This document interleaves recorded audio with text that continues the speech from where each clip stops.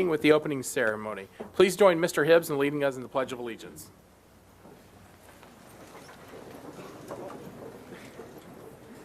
Allegiance to the flag of the United States of America and to the republic for which it stands, one nation, under God, indivisible, with liberty and justice for all.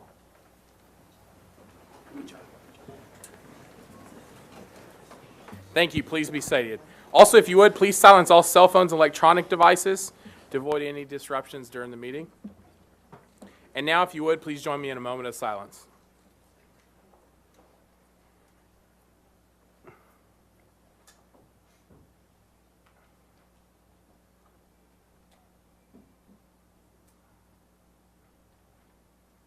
Thank you. And now, for the first item on our agenda is our program. And the first group we have is these beautiful young ladies standing in front of us is the Barnett Junior High Varsity Girls Choir. Take it away.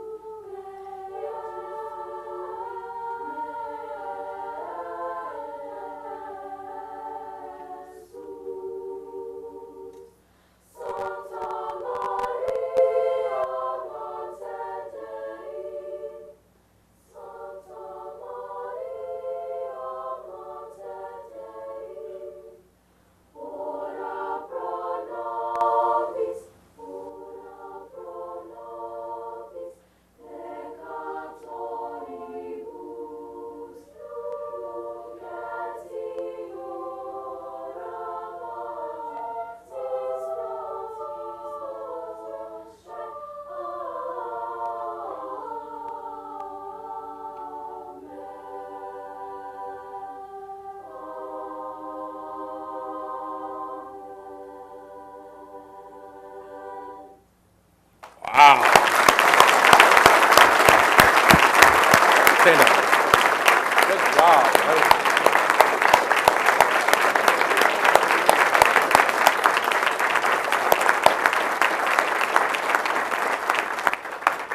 Mr. Talley, don't let him leave yet. Hold on just a second. We get to brag on him for a second. First, let's brag on your director, Mr. Kelly Talley. Congratulations, sir. Thank you for all your hard work, and just from that performance, you can automatically tell how much work. And ladies, let me just say something. If I'd heard that, I would have said, "There's no way this is a junior high group." That was truly impressive. I'm very impressed. So let me just brag on this group for just a second. This group has 15 AISD all-city choir members, including 3 first-chair sopranos, 13 UIL Region 5 all-region choir members. They received superior rating at Winter Wonderland Music Festival at Great Wolf Lodge, and perform the national anthem at the AISD Council of PTA's Freedom Run. Your high school choir teachers can't wait to have you up there. So congratulations. Thank you so much for all your work. Mr. Talley, thank you so much for all your hard work. Thank you.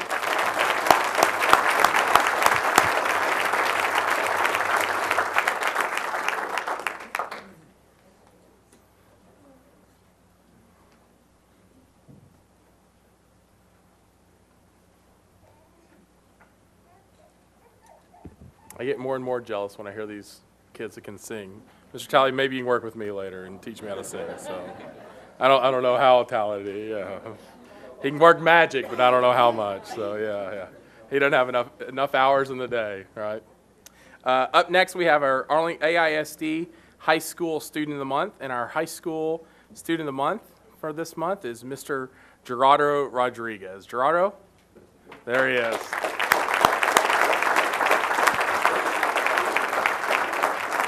Gerardo, come on up, and where's Mr. Strand? I see him. Come on up, Mr. Strand. Now let me brag on Gerardo for just a second or two. So Gerardo's from our newcomer high school. Gerardo, despite only being a student at the Newcomer Center for a little over 1 year after Gerardo has moved from the United States from Chihuahua, Mexico, Gerardo Rodriguez has quickly made a difference. He is a positive leader and a compassionate young man whose attitude lifts the spirits of other students. At the Newcomer Center, Gerardo has brought fresh ideas to the Student Council and also the Multicultural Celebration, which I've attended multiple times, a great event. He even developed a Spirit Facebook page about school functions. Gerardo has taken a full advantage of his time at the Newcomer Center to gain knowledge and new experiences as he works to graduate and become a lifelong learner. Gerardo, congratulations. Is there anyone you'd like to introduce? Thank Mr. Strand, or anything you'd like to say?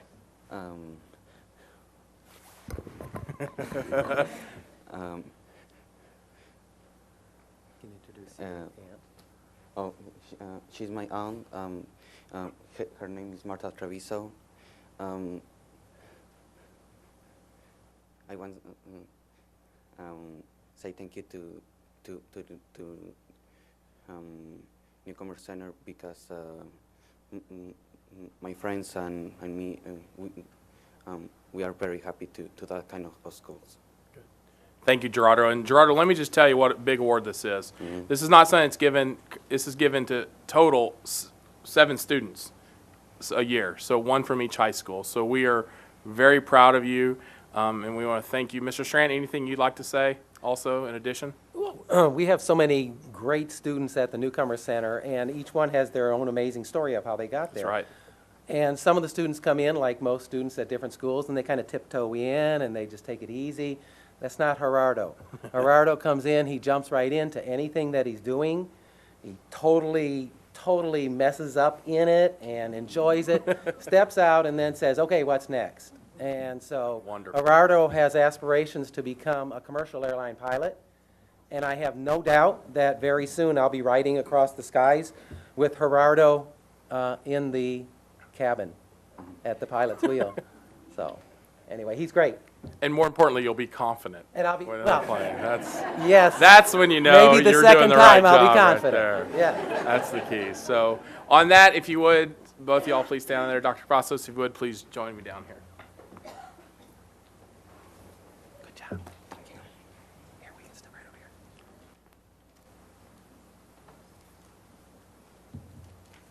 Please put on your ID badge, anything you want, backpack. You can wear it every day if you want to. So congratulations, sir. Thank you.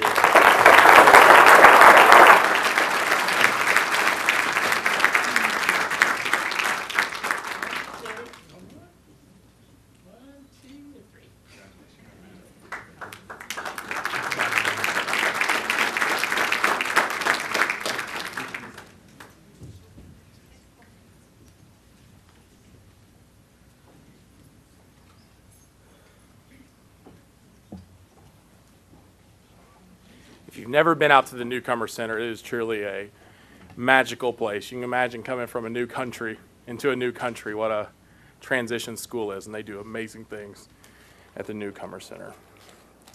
Next, we have Miss Leslie Johnston with the Martin Luther King Celebration Art and Essay Winners. Miss Johnston.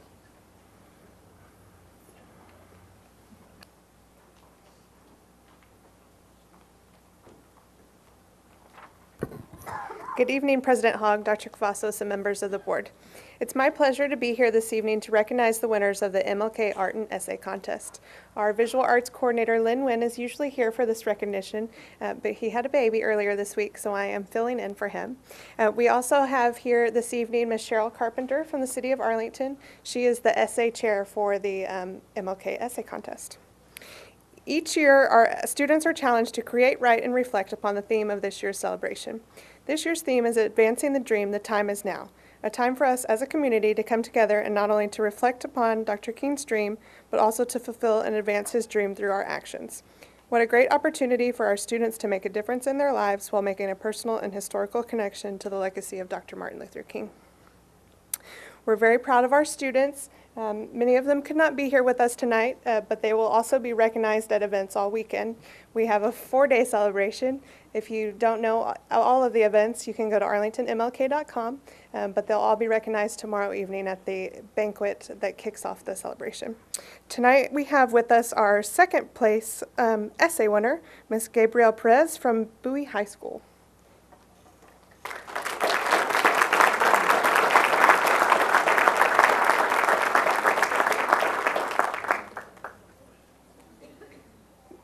Gabriella is a senior, and she is receiving a $750 scholarship for winning second place. Congratulations. I don't think we have any of our other winners here this evening, but we're very excited to honor Gabriella and all the other students. You can read their work and see their artwork on the website. Thank you. And Ms. Johnson, let me take a moment of personal privilege on behalf of the board to thank you for all your work. This year, Ms. Johnston, who's constantly been on this committee, and Lynn Wynn are the co-chairs of the city's MLK celebration. And I'm glad you're here tonight still, because I know what a busy next 4 days you have with MLK celebration. But thank you so much for taking on that and chairing that for the city. It's an important factor, an important celebration we have for the city. So thank you so much.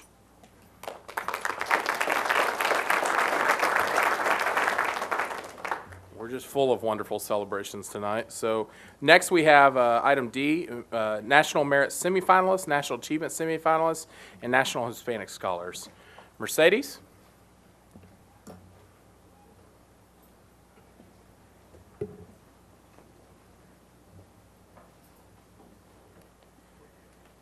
President Hogg, Dr. Cavazos, and members of the board, I'd like to take a moment before we introduce this year's National Merit Semifinalists, National Achievement Semifinalists, and National Hispanic Scholars to say a few words about these outstanding programs.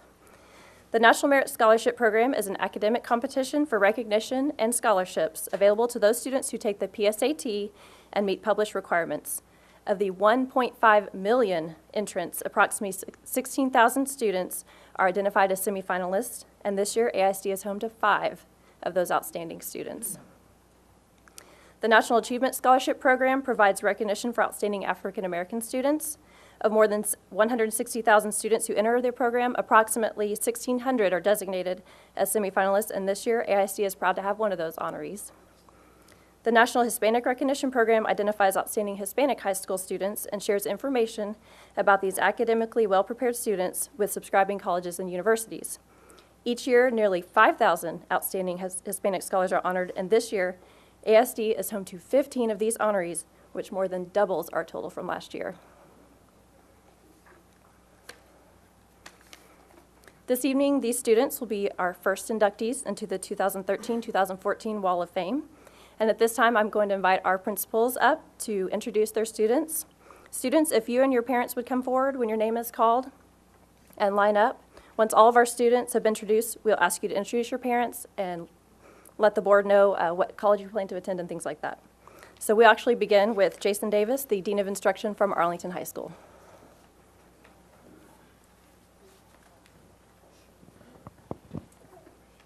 Good evening, President Hogg, Dr. Cavazos, members of the board. Before I introduce our students, I would like to recognize or acknowledge some of our counselors that are here this evening.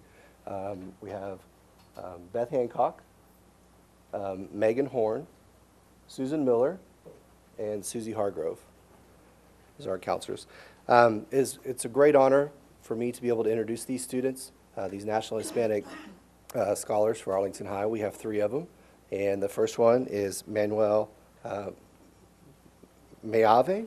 Did I say it correctly? I'm sorry. Come forward.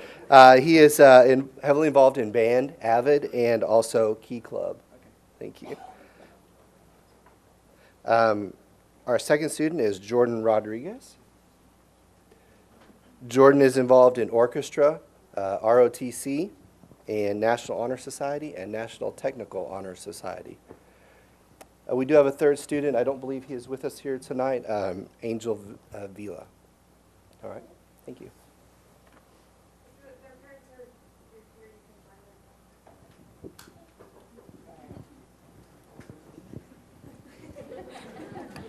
Parents, as we call your child's name, go ahead and make your way up. Thank you. Get as much time as you can standing with them celebrating. It's a good thing.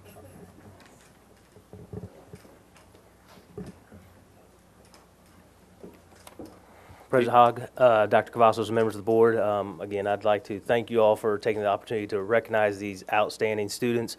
And again, anytime I come up here and introduce students to you, it's one or two of the many we have at Bowie High School, and all 3,000 could be up here recognized for something, but they are always the top of the top. And so I would like to recognize them here in a second, and I do want to also introduce my counseling staff in attendance.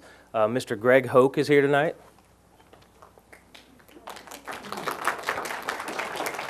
Miss Lori Leverton is here tonight, and Miss Jackie Parsons. And at this time, I would like to bring up one of our students who is a National Achievement semifinalist, and her mom as well, and I'd like to bring up Maya Johnson.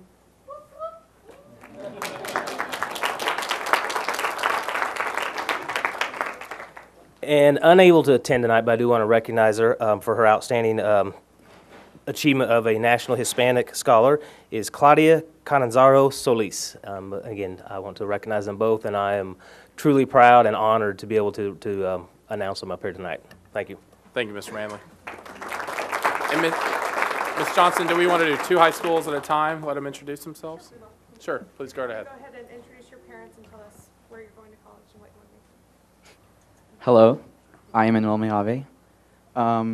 These are my parents, also Manuel Meave and Carmen Gonzalez. I attend Arlington High School.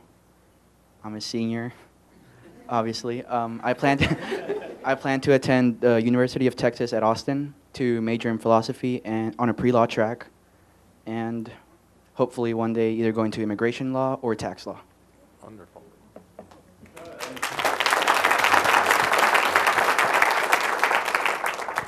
Hello, I'm Jordan Rodriguez, and this is David Rodriguez and Shelly Rodriguez. They're my parents. I plan to go to Texas A&M. I want to study in mechanical engineering, and hopefully after college, join the Air Force and become a mechanical engineer.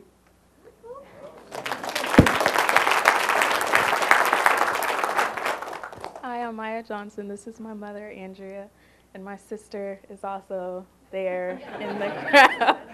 I'm currently undecided on where I want to go to school, but I know that I want to major in mathematics and possibly minor in accounting or finance to become an algebra teacher.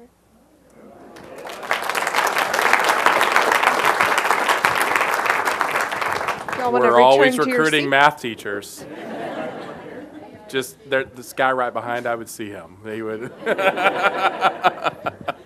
If y'all want to return to your seats, we'll go on to Lamar High School. Dr. Larry Harmon.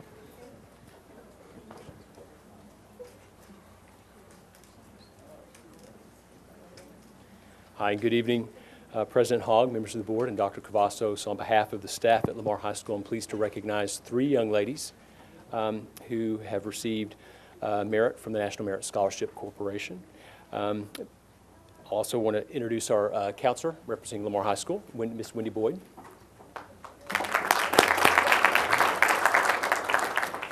And we'll begin with Miss Lucy Lynn, National Merit Scholar.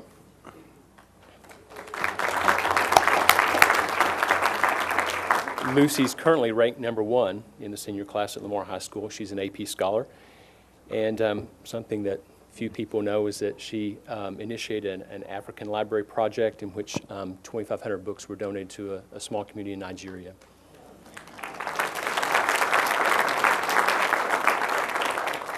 Also, Kennedy Schaefer is a National Hispanic Scholar from Lamar.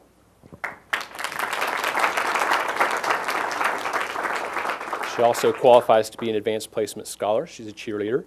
And she plans on getting her MBA and running a Fortune 500 company.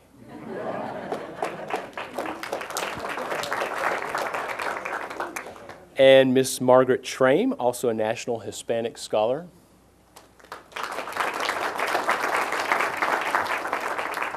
One of the most well-rounded students at Lamar.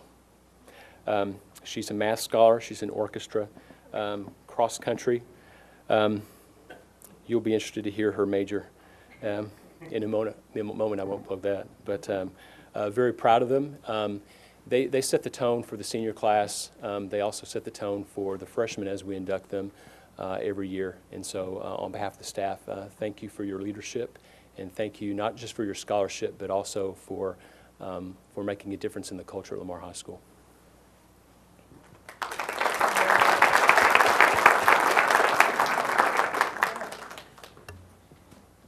Hi, I'm Lucy Lynn.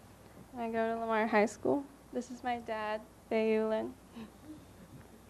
I'm currently undecided about where I'm going to school, but I want to go into mechanical engineering or computer science.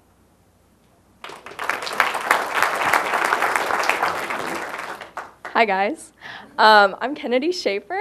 This is my mom, Marisela Garcia, and this is my dad, Troy Schaefer. And I'm currently undecided on where I want to go to school, but I'm leaning either towards USC or UT. And I want to major in business administration with an emphasis on international business.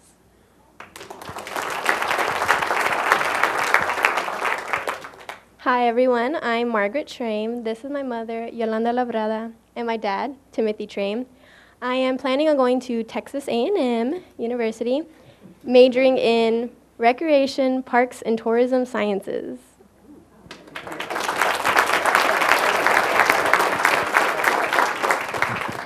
That's the major we are all jealous of at A&M, so. You guys may take a seat. Congratulations.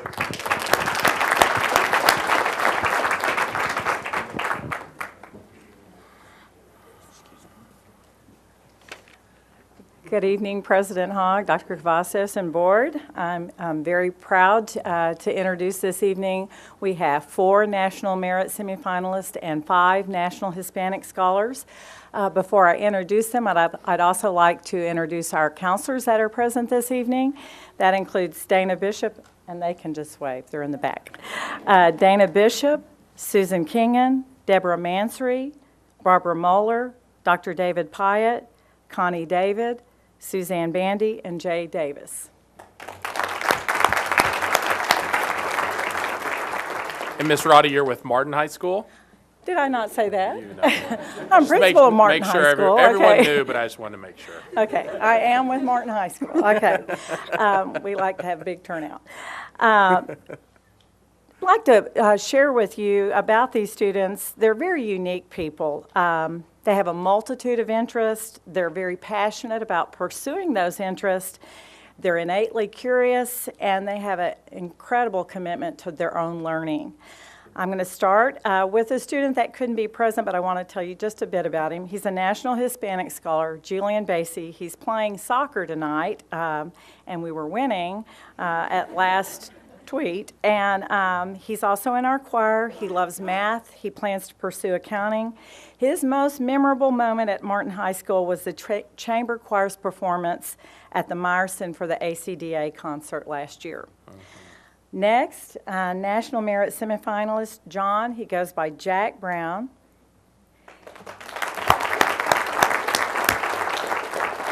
He's the captain of the UIL computer science team. He loves physics and lyrical poetry. He's especially enthralled with Baba Brinkman's works, which merges mainstream rap with science. His most memorable moment at MHS was when he learned in physics an application of calculus for solving a physics problem. I don't think I could probably ever say that, but. Me neither, Ms. Roddy, you're good. Next, National Hispanic Scholar Chris Calandria. He's been part of our marching band for 4 years. He loves physics and plans to pursue aerospace engineering. He is also an Eagle Scout. His most memorable moment at MHS was taking part in the marching band contest in San Antonio. Next is National Merit semifinalist Annalise Eager.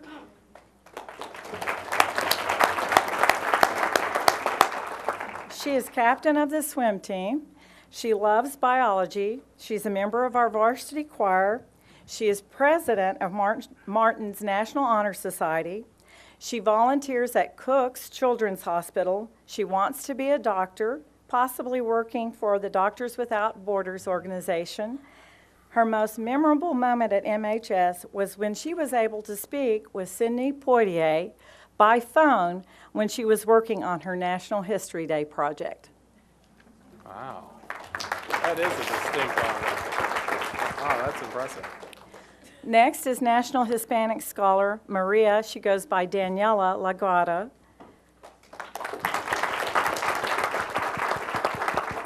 Daniela came to Arlington, Texas from Columbia in 5th grade and really only knew a few words in English. She loves biology. She went straight to Wood Elementary. She's co-president of the Junior World Affairs Council and webmaster for the National Honor Society. She plans to pursue a career in nursing. Her most memorable moment at MHS is truly the whole year, she said, because she's become very close to the NHS officers. Okay, next, I don't believe Daniel Ramirez, did Daniel make it? Okay, is National Hispanic Scholar Daniel Ramirez, who was unable to attend.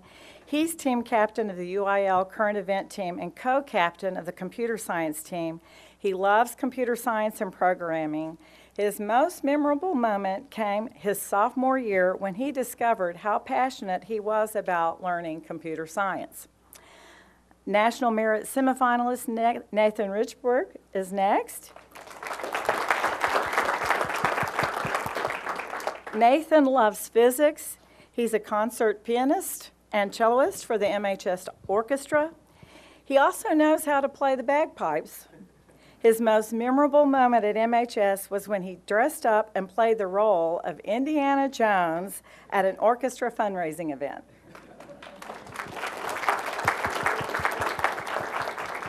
Next is National Hispanic Scholar Leopold Leo Santos. He loves calculus. He's in the school orchestra. He's a member of our AVID program at MHS. He loves engineering. He plans to pursue that as a career. His most memorable moment at MHS was when he performed at the homecoming pep rally as a fun dancer.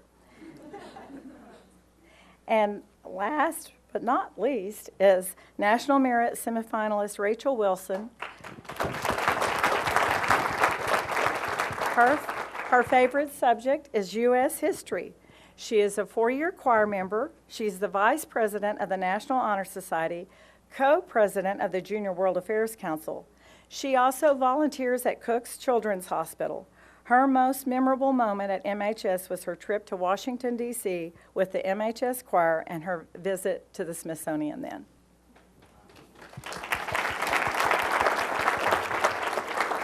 Once again, I just want to brag on how impressive all of these young people are. By all means. Go ahead. Hello, everybody. My name is Jack Brown. I am a senior at Martin High School, obviously. I plan on pursuing a major of computer science and physics at either MIT or University of Colorado. I haven't heard back from one of them, so.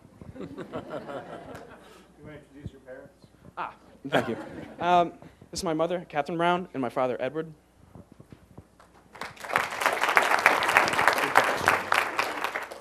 Hello, I am Christopher Calandria. I'm also a senior at Martin High School. I plan on attending either the Air Force or Naval Academies to study aerospace engineering. This is my mother, Laura Calandria, and my father, George Calandria. I'm Annalise Egger. This is my mom, Lynn Egger, and my dad's Mosh couldn't be here tonight. I hope to attend Vanderbilt University in the fall, and I want to become a doctor. Hi, my name is Daniela Aguado. This is my mom, Sonia Jenkins, and my stepdad, Joe Jenkins, and I plan to attend the University of Texas at Austin for nursing. Hello, my name is Nathan Richburg, and this is my dad, Alan Richburg, and my mom, Summer Richburg. I would like to attend Stanford. I haven't heard back yet. and I'd like to major in physics.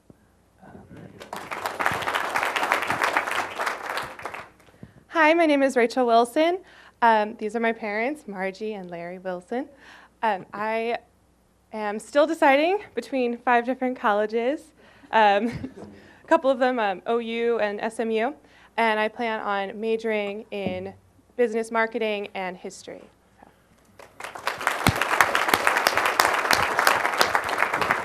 You may be seated. Congratulations.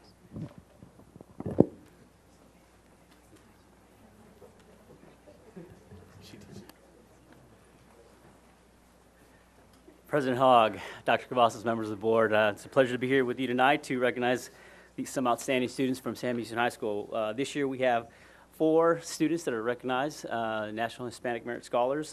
2 of them cannot be here tonight with us, and I'm going to go and mention their names, Alice Campion and Jacqueline Bonilla. They both have commitments tonight. Trying to convince them to come, Alice said, I'm tutoring tonight, Mr. Benavides. I cannot let down the students that I'm tutoring tonight at Hope Tutoring Center. So anyway, I just want to give a shout out to Alice. Good job. First, I want to introduce Farad Gonzalez. Come on up. You know, she likes learning the whys of things, and she is always interested and has been always interested in why, the way our body works, along with other living things, and what they do. She's involved in Student Council, National Honor Society, Academic Decathlon, Quiz League. She plans to major in biochemistry and enter medical school and eventually become a dermatologist. Her favorite school memory at Sam would be probably with Miss Kopetsky, math class, where Mrs. Kopetsky would come out and bust out with dancing, singing in the middle of class, and they'd actually learn because she made fun and interesting. In her free time, she likes to read, shop, and go ATV riding. She enjoys visiting new places such as restaurants, museums, and theaters, and she's so grateful to her family because without their support, I mean, they push her to do the very best in whatever she does. And she's a leader on our campus. I'm very proud of her. She's emceed a number of programs in Spanish and in English, and is just an outstanding leader on our campus. So very proud of her.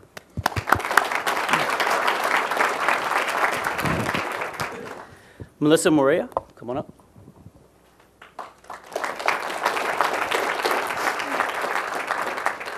Melissa's favorite subject is chemistry because it's challenging while it's also very interesting. She enjoys learning about the elements and then using math to solve different equations.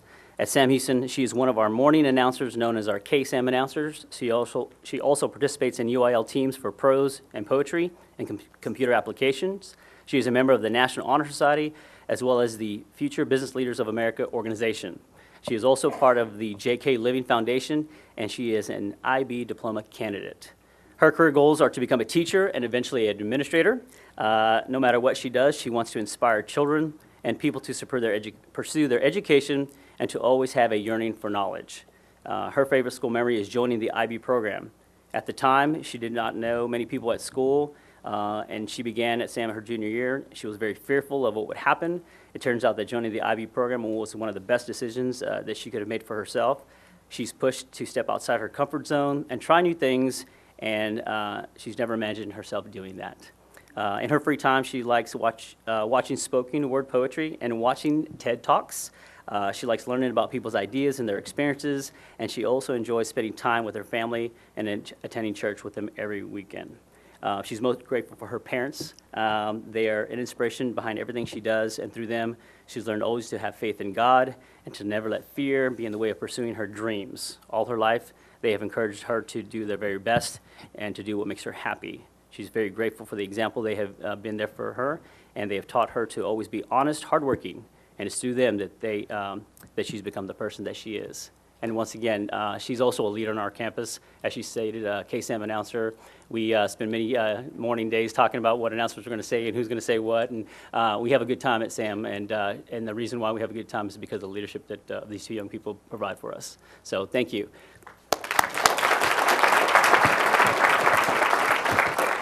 Before they speak, I also want to acknowledge and recognize our lead counselor, Ms. Terry Cheek. Good evening. My parents were unable to attend tonight, but I do want to thank them for everything they have done. And I'm a senior at Sam Houston High School. I plan to attend Stanford University, and I haven't heard from them either. And I plan to study biomedical science, and that's my dream.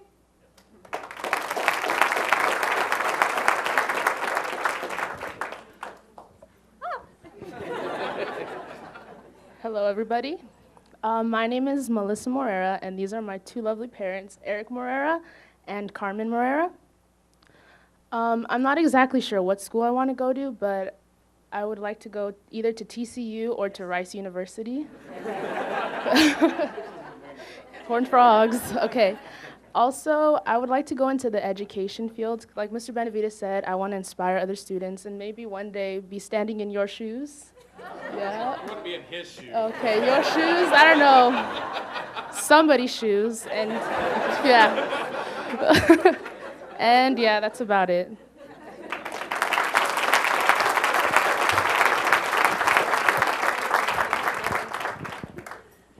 We got people vying for our jobs, Dr. Cavazos. And I'm afraid she could take them, so.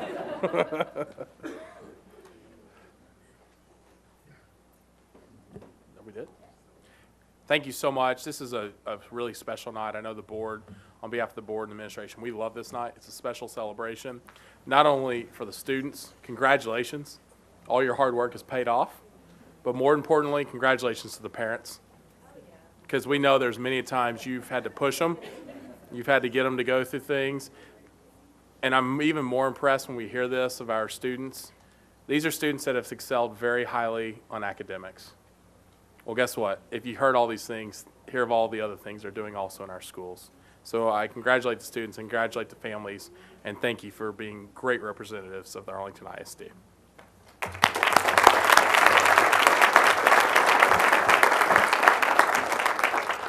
Up next, we have item E, School Board Appreciation Month. Ms. Johnston.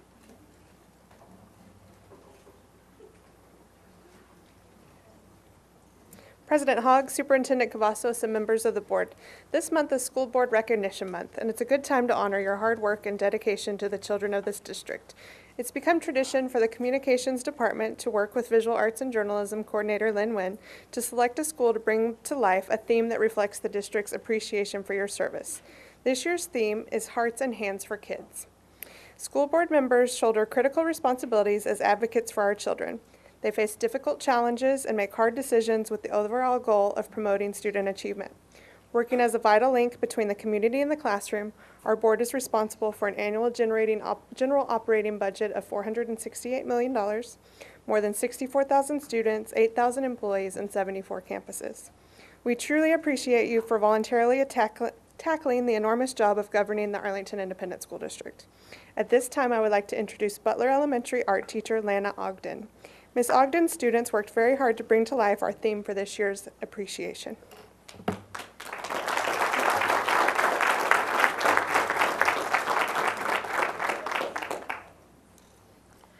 Good evening, President Hogg. Good evening. Superintendent Dr. Cavazos, and distinguished members of the board. I can't believe this is my 24th year of teaching. That is really hard to believe, but you know, it happens. After having taught for a few years, I realize that teachers set the tone for their classroom. The planning, their presentations, the decisions they make determine how successful their students are going to be. The school board, with their decisions that they make and their planning, sets the tone for the district and also determines how successful the district will be. And I have to tell you, I am very proud to be a teacher of the Arlington ISD because of your support and the high expectations that all of you have for not only our students of the district, but the faculty and the staff as well. Now, about 30 years ago, my husband and I bought our first home, and it was in a neighboring city. And we didn't think much about the home buying process. We just bought a home that we liked in our price range, and you know, it was easy access to work. And then we had a baby girl. Things changed.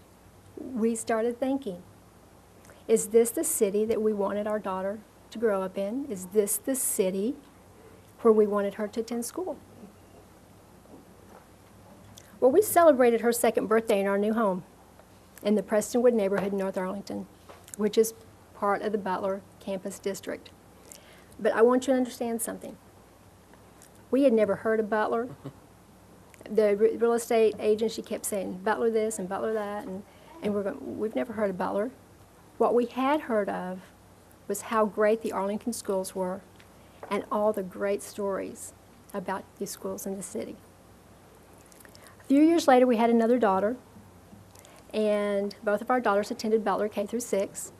Our oldest daughter, Amanda, went on to Shackelford and Lamar, graduated from the University of Oklahoma, and is a successful engineer in Dallas. Our youngest daughter, Sammy Jo, went on to Bowles and Martin, and is now a freshman at Oklahoma State University and studying engineer, just like her big sister. Now, I understand that my husband and I had something to do with their educational path. I get that. I also believe that their teachers were able to give them what they needed to be successful, because we have a school board that looks at the whole educational system for us. Our district is very lucky to have a dedicated school board to lead the way. So representing the entire district, I would like to thank you for all your hard work, your long hours, and your vision for our success. I selected several 5th grade students to present their artwork to you as thanks for all of your support and your hard work. As I commented about setting the tone earlier, I would like to set the tone for our presentation by starting with Charlotte Lowen.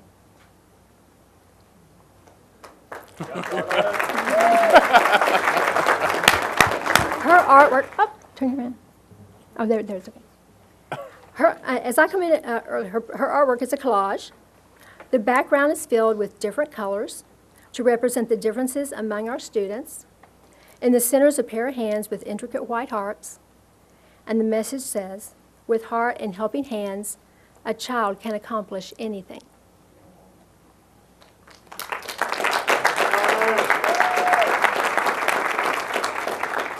Because of your heart and helping hands, our next artist, Adrian Pulsifer,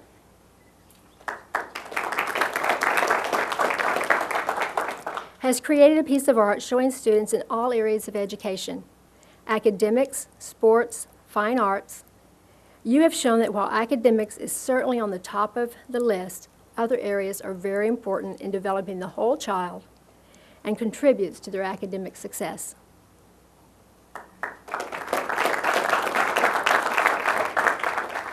Our next artist, Maddie Taylor,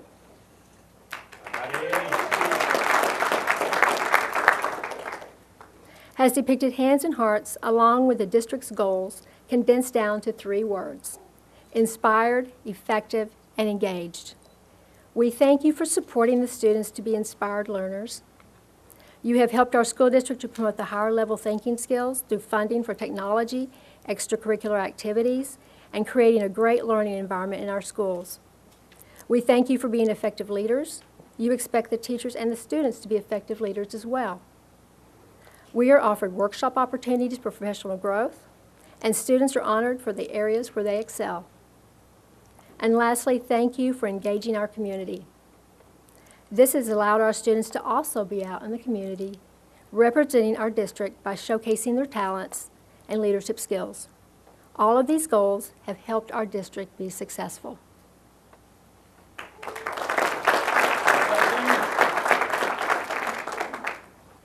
And isn't success what it's all about?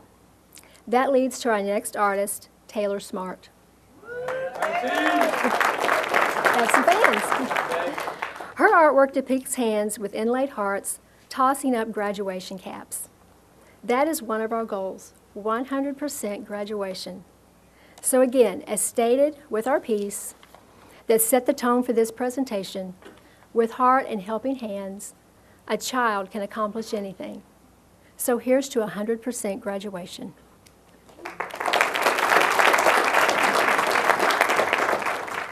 Graduation is not the end of the road. Our students need to be successful after they move the tassel from one side to the other. And that is depicted by the artwork of Emily Omania. She has a collage with a print of her hands and hearts with the words achieve and excel, words taken from your strategic plan. The district has set up programs to guide students to their next level, whether it's higher education, the military, or joining the workforce. Whatever path they have chosen, the district wants Arlington ISD students to excel, achieve, and be successful leaders of tomorrow.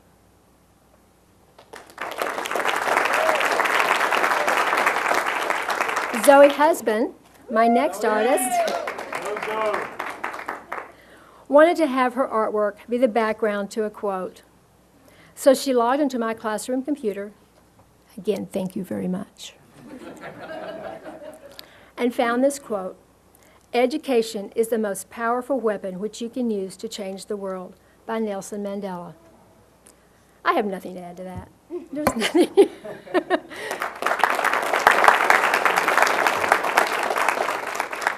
It took 2 artists for our last presentation. Anna Lewis and A.J. Ortiz. There aren't enough ways to thank you.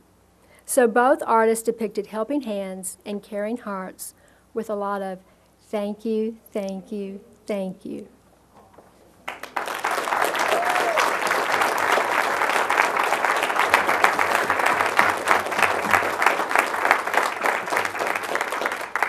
It's such a nice honor, and let me say on behalf of the board, it's even more important to us. You know, we don't do a good job recognizing ourselves, and which is a good thing.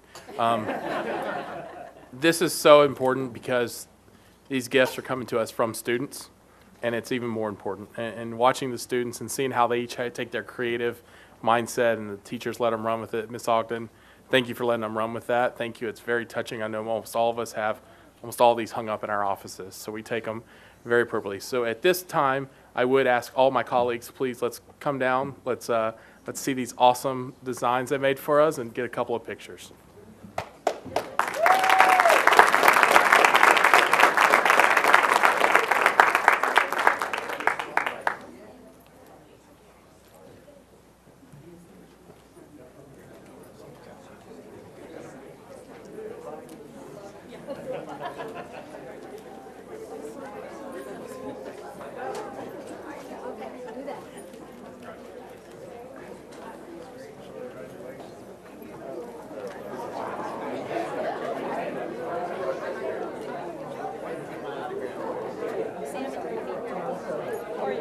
Good, how are you? Come my way.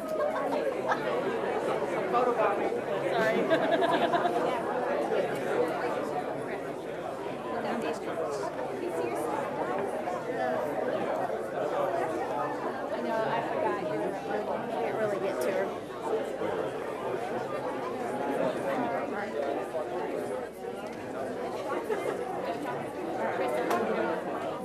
Okay, guys. How are you?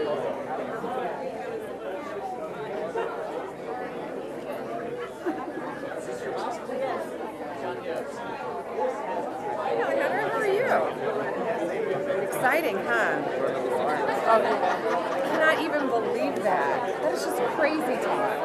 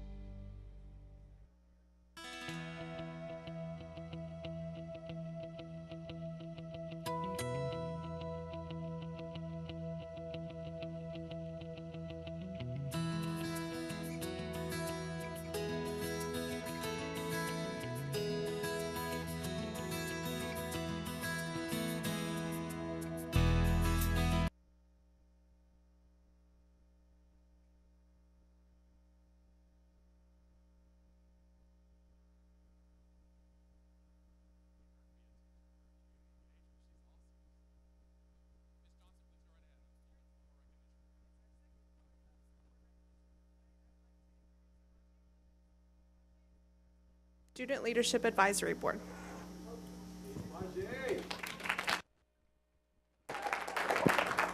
Hi. So on behalf of SLAB, which stands for Student Leadership Advisory Board, we would just like to say thank you for providing the platform of hearing the student perspective of what's going on in this district. It's extremely important to us, and we take our jobs extremely serious.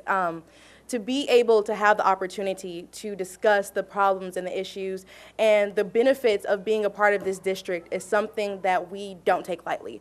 And thanks to you guys, we have that opportunity, and we are truly taking advantage of it. I'd like to say thank you, Ms. Sullins, for taking out your time and helping us prepare for all of the things that we're doing this year and for the years to come. And so with that being said, I have a couple of SLAP members here who would like to bring some things that we have to give to you in honor of our appreciation for you guys. So we have Carson, Adam, Hector, and Delrina. You're welcome. Thank you so much.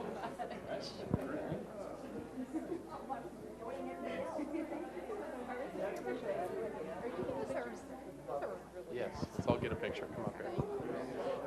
Spence, if Spence will come in and get a quick picture for all of us.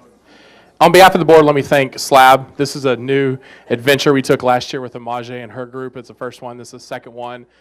This all came from our strategic plan as we realized how do we get more student input, and you guys are exceeding everything we thought SLAB would become. And so thank you for your leadership on each campus and your leadership from those campuses to a district level. It means a lot to us. So thank you for all your work. And to Ms. Sullins and Ms. Evan Smith, who lead up this group, thank you so much for all your hard work on this.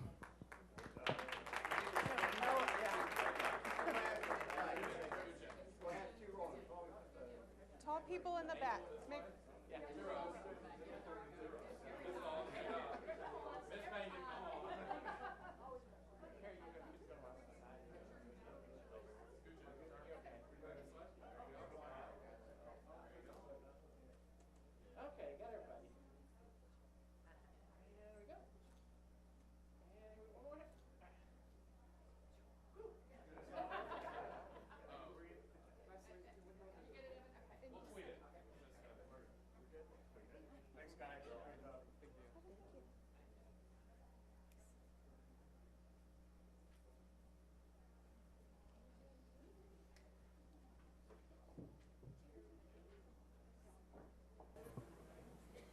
Okay, we are not quite done. To conclude our presentation, we have a brief video message from some of our other students.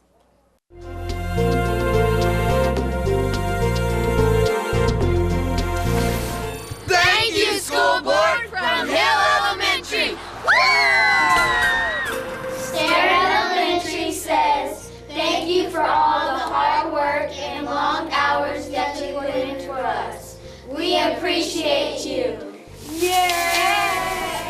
Hi, we are 5th graders from Ellis Elementary. You never tire. You always inspire. You never breathe fire. You always push higher. You never retire. You are people we admire. Thank you for being our school board. Thank you, Board of Trustees, for the new and better technology. Thank you, trustees, for amazing education. Thank you, Board of Trustees, for volunteering your time to help our district. Thank you, School Board, for our security and keeping our campus safe. And now from 3rd grade, Ditto says, thank you for technology.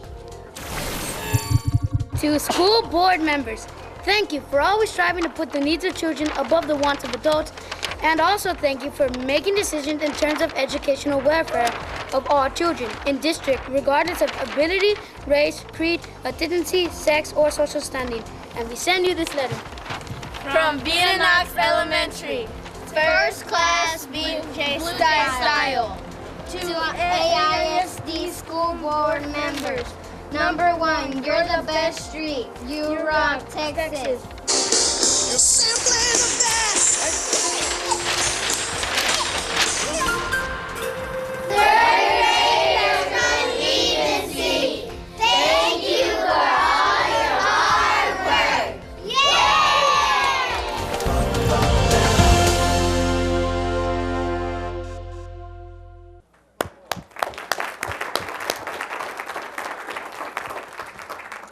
On behalf of the board, thank you all so much. It's very nice. I think I would speak on behalf of all as we love our job.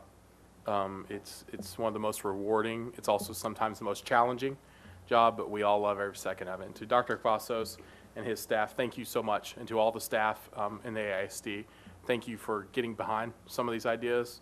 We start working through because we can have all the ideas we want, but if they're not executed, they're just ideas. So, and to all the students, thank you. That video right there is why we do all this work and spend the hours up there. So on behalf of the board, I thank all staff, students, parents, and the entire community. Thank you so much. Next, we have, moving on to the next item. No more recognition, we're done. Next, we have appointments. Dr. Cavazos.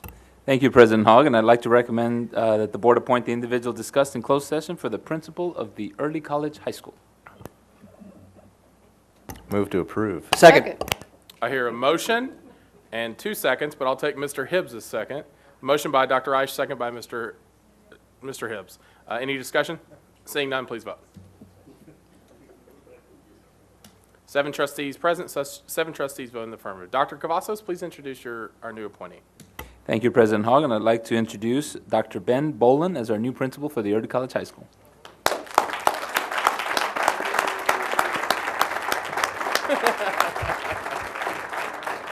Dr. Boland attended Texas Wesleyan University and obtained his Bachelor of Science.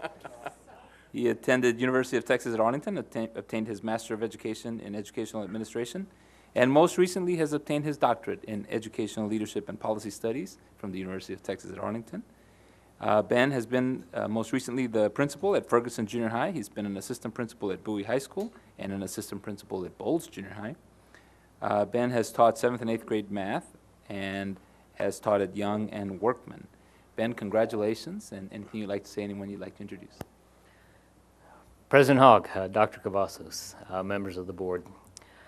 Before I get started, Dr. Cavazos and I talked a little bit beforehand. He said he's going to give me a few extra minutes to talk, so I've got a few pages, and it's almost my kid's bedtime, but hang in there for a little bit longer. So first I want to say I'm very honored and humbled to be entrusted to lead the first early college high school in the city of Arlington.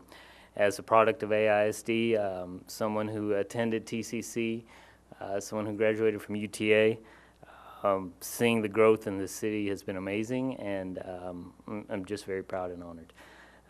Thank you, Dr. Cavazos, for your progressive vision in enabling the strategic plan. It's paved the way to provide world-class learning opportunities for all our students, regardless of their backgrounds or what school they attend. It's your continuous pursuit of this vision that has led to the creation of the Early College High School. It really means a great deal to me personally that you trust me to serve in this role. Thank you, school board members, for supporting the idea of this high school and realizing the positive lifelong impact it will have on our students in preparing them to truly be college ready. Thank you, Dr. Coppola and the staff of Tarrant County College Southeast Campus for agreeing to partner with and support AISD by constructing the facility on the actual grounds of the current Southeast Campus. This will give students the opportunity to experience a true college-going culture, unlike any other high school in our district. I'm really looking forward to getting to know your staff and working very closely with you to make our partnership as successful as possible. And some of them are here this evening, so thank you to the members of the Early College High School Committee for the work and time you've spent behind the scenes. You visited other early college high schools, talked with staff and students, and had multiple meetings to make sure that this high school is open the right way. You've done this because you all truly want the best for our students. Thank you to my mentors, Ms. Michelle Wilma-Sonato for hiring me as an administrator back in 2006. Thank you for providing me the opportunities to gain so much knowledge when I was an assistant principal. Your daily support as an area superintendent means more than you know. Ms. Laura Thurston, principal of Owsley Junior High, who became my principal mentor when I started at Ferguson. I couldn't have made it through my first year without her encouragement and in-depth knowledge of things that I could have never predicted or never thought about. Thank you to my fellow junior high principals. This is an outstanding group of people for being one of the most awesome groups I've ever worked with. and also entertaining. I'll miss our lunches together, but I'm really looking forward to coming to see them on their campuses when I come to recruit their 8th grade students. Thank you to the staff and students at Ferguson Junior High. You've responded to my challenges, come together as a family, and always put our students first. I love working with all of you. You taught me how important it is to really be a team, and you've proven that you can positively change students' lives no matter where they come from or what they have been through. Thank you to the assistant principals, Mr. Dunn and Ms. Haynes, who's here, and counselors, Ms. Starnes and Ms. Farquhar. You go above and beyond and do so much that others never know about. Thank you to my wife and family for their support. They're the ones who get to hear the great stories that I tell them, and then they still love me after I explain all those details. So thank you guys. And thank you, most importantly, to my Lord and Savior Jesus Christ, who opens the doors to pathways that you may never anticipate. So that's the end of page 1. Okay, that's it. So here with me, I'd like to introduce my wife, Kirsten, and my daughters, Lily and Bella, my father-in-law, Frank, my sister, Ruth, and my parents, Jean and Dioram, and my other sister, Sharon, is watching at home. So thank you for being here. And in conclusion, to the 8th graders who are at our junior highs right now, the early college high school class of 2018, I can't wait to get started working with you and fulfilling the dreams and making them a reality. Thank you.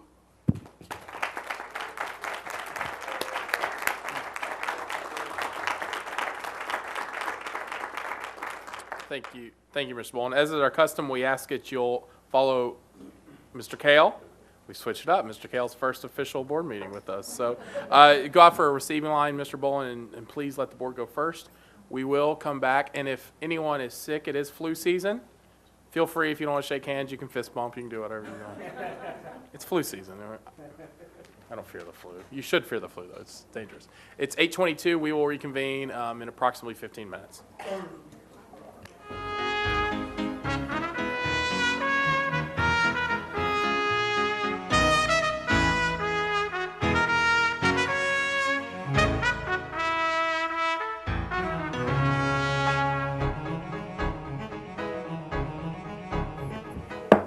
Let's get, who are we missing? There we go, Miss Solons.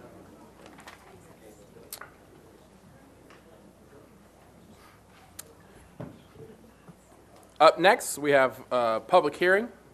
Item A, Texas Academic Performance Report.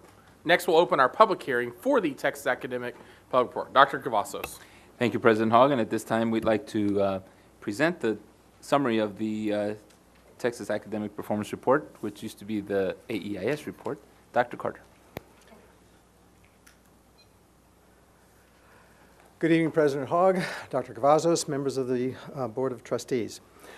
This is a requirement by the state that a public hearing be given. It used to be called for the AEIS, the Academic Excellence Indicator System report, but now it's been renamed to the Texas Academic Performance Report, as I call it, TAPR. The district, well, I mean, it just sort of seems like a nice acronym. 2 sections. First section dealing with district performance, and a second section is on the district profile. Ms. Cindy Powell will cover the section 2. The report covers student groups, this listing of student groups.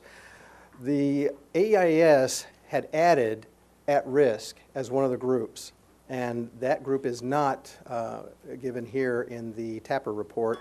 So, but what it is, consistent with the state's accountability system, because all of these groups are part of the accountability system itself. Now, for the AYP, it's only a subset of that.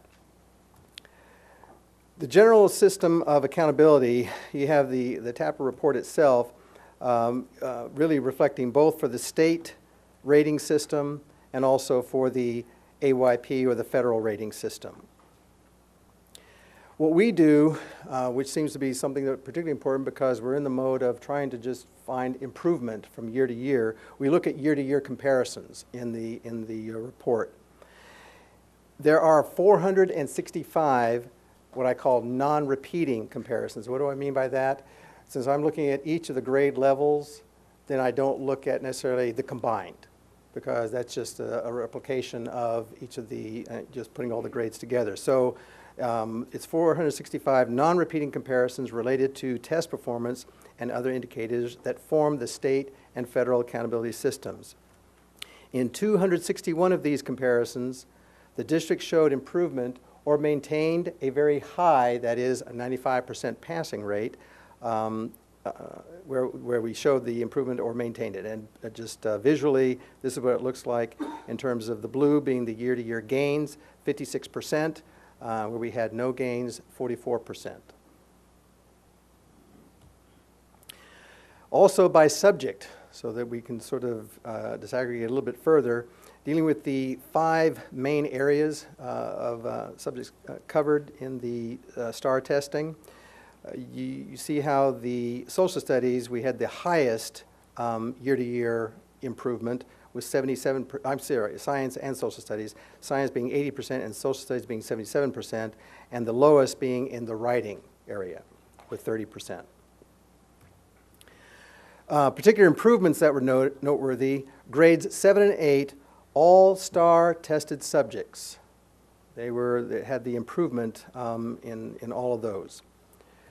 With the grade 11, the tax reading, science, and social studies, all improvement.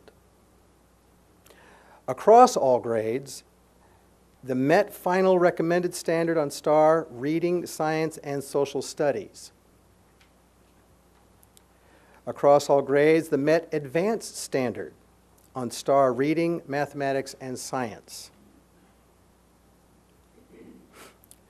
Now we also have our desire to compare ourselves against the state. That's kind of the external comparison. So the district to the state comparisons, there are 675 non-repeating comparisons related to test performance. Now why is that a lot more? Because certain indicators don't have a year before, but we can still make the comparisons against the state. So this is not the year-to-year comparison, it's just straight what was it in 2013 compared to the state's 2013. So there are 675 non-repeating comparisons there related to test performance, just like with the other and the state and federal accountability systems. In 218 of these comparisons, the district exceeded the state or maintained a very high level, again, 95% passing rate by and large. And that comes to a 32% where we exceeded the state, and we were either below or on par with the state at 68%. Challenging areas. Grade 3 STAR mathematics. Almost across the board, with all the accountability groups, it was lower than the previous year. Grade 4 STAR mathematics. Same thing. Grade 7 STAR mathematics. Pretty much the same thing. Across all grades, met final recommended standard on STAR mathematics. Okay, that's again the challenging areas. And the percent of students graduating with recommended high school or distinguished achievement programs. Now, this is in both combination in terms of challenging areas. Either it was about the year-to-year or it was compared to the state. In some areas, there were some significant differences from the state. So those were listed there as challenging areas. Now, Section 2, District Profile. Ms. Powell will be giving you the discussion on that. Good evening, President Hogg, board members, Dr. Cavazos. Section 2 of the TAPR report, I'll use the name that Dr. Carter has used, presents a profile of each school district. It contains information on our students, staff, and finances. In terms of student data, we had on, and first of all, let me say that the student data and the staff data in this report was pulled from our records on the last Friday in October of 2012 and submitted to TEA. All the districts in the state submit their data of the same day. So it should be representative of where we are within our, the fluctuations within our school years from year to year. In October of 2012, we had 64,913 students in membership, and I'll point out that that is different than enrollment. Membership represents those students who are eligible to generate state aid. It's students who are in attendance for more than 2 hours each day. So we had 64,913 students in membership last year. You can see our ethnic distribution. We are a very diverse district, and you can see how we compare to the state's ethnic distribution. We have 68% of our students are classified as economically disadvantaged, and that is a higher percentage than the state overall. And 25.5% of our students are English language learners. These are our limited English proficient students, and that is higher than the statewide percentage. 55.5% of our students are classified as at risk, and that classification is based on the 13 criteria that the state sets forth. And that number also, or that percentage, is higher than the overall statewide average, and that really corresponds to that ELL number. We have ELL is one of the at-risk indicators, and we have a much higher percentage of our population identified as English language learners than the state average, and so therefore it makes sense that we have a larger percent of our students classified as at risk. This pie chart simply shows distribution of our students graphically. You can see that the largest student group we have is our Hispanic population, followed by the white and African American populations. But we are a very diverse district. In terms of staff data, again, that came from October of 2012. That last Friday in October 2012, we had 7,969 individuals on our staff. You can see the breakdown of that staff by various categories. The percent of our total staff that are teachers is the same as statewide average. We had slightly higher number of people in that professional support category. Those are our librarians, nurses, diagnosticians, instructional facilitators, and instructional specialists. In terms of central administration, we had half the percent of our staff in that category compared to the state. Educational aides, these will be our classroom teaching assistants. We had a slightly higher percentage than the statewide average, and a lesser percent of our staff in the auxiliary category than district statewide. In terms of students per teacher, this is a very broad, most basic calculation of students per teacher, class size per teacher. It's across all the grades. Just take total enrollment divided by total teachers. We have 16 students per teacher compared to district-wide average of 15 and a half. That indicates that we staff a little tighter than other districts. In terms of years experience of our teachers, that looks very similar to the statewide average, but I always think it's interesting that consistently years experience of the teacher with our district is always higher than the statewide average, and it is again this year. The average number of years that teachers stay with us or have been with us when this data was pulled was 9.1 years compared to the statewide average of 8 years. The instructional staff percentage, this is another one that we consistently outperform the state on. 66.8% of our staff are actually identified as having their primary duty as classroom instruction. And so 66.8% of our staff FTEs have that primary classroom responsibility compared to 64% statewide. And with the expenditures, there are a couple of things I need to point out here that are different. When the state changed the format of this report, the financial information had previously always been printed within the report. What you'll see now, if you look on the last page of that TAPR report at the bottom, there's actually a link. You click the link when you're online, and it takes you to another page on the TEA website that has the financial information. I'm not sure why they separated it like that. It's referenced as part of the report. You click the link, it takes you to the financial data, but it's no longer printed within the actual report. The other thing I'll point out is the expenditure data that is in this particular report is from our 2011-2012 audit report. And you all, I'm sure, remember that's the year that we changed our fiscal year. So we actually we operated a short fiscal year that year. We ended the year in June 30th, so we could start on our new budget calendar effective July 1. But for purposes of our PEMS reporting, the state requires that we still submit 12 months of actual data. So we had to take the information from our audit report and pull the next 2 months of expenditure data, put it together to submit to TEA for this particular report.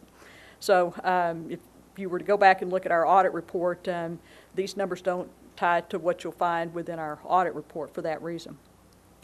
The other thing I'll point out is that in the TAPR report, the state presents information for the individual district for both your general operating fund and then all funds. And then on the other side of the page, the right-hand side of the page, the state presents information for statewide totals, but only for all funds. And that gets a little awkward in making some comparisons because there are variations in the kinds of grants districts may offer. And so that can sometimes cause a bit of fluctuation in some of these analyses when you look at all funds together. But since that is the way it's presented in the report, that's the way we present it here for the hearing. Total operating expenses for AISD is $7,585 compared to $8,276 statewide average. And the rest of this is presented by functional category. A couple of things I'll point out that are highlighted in red. In the instructional category, we spend $4,673 per student for instruction compared to $4,766 at the statewide level. You can see all the other functions and how they compare to state totals. Central administration, again, we're much less than the district-wide totals. We spend $96 per student on central administration compared to statewide total of $257. This next slide shows, it takes the same information but shows the expenditures as a percent of our total budget. Compared that to percentages for the statewide totals. Here again you see, I think it's very important to demonstrate that for the functional category of instruction, that represents a much larger percent of our budget than the statewide average. So we are putting more of our dollars into classroom instruction than districts on average across the state. The other thing we point out is that central administration is less than half of that statewide average. The instructional expenditure ratio for Arlington ISD is 68%. This is a calculation that takes the percentage of functional categories related to classroom instruction. It includes staff development, classroom instruction, library services, and then divides that across all of our expenditures. And so again, our instructional percentage, expenditure percentage is higher than the statewide average. We're 68% compared to the state total of 64%. And then 29.9% of our budget our fund balance is 29.9% of our budget. The state now is only presenting that information on that general fund category. It's no longer out there on the statewide totals since they don't have the general fund information strictly on the state side. So we no longer have a percentage there, statewide percentage to compare to like we did in the past. With that, Dr. Carter and I will be happy to answer any questions you have. Thank you, Ms. Powell. Any questions from colleagues? Mr. Pompa. Thank you, President Hogg. Ms. Powell, going back a couple of slides just real quick, exactly what do we include when we say instruction? Is that specifically just teachers? It's classroom instruction, so it's anyone in the classroom or any expenditure in the classroom, so it can be teachers, it can also be teaching assistants, and it's the materials that are used in that classroom, anything that is involved in actually interacting with a student in the classroom setting. And let me point out that all of these functional categories are defined by TEA, and so all school districts are supposed to be following the same definition. And so as we categorize and code all of our expenditures, we should all be doing it consistently.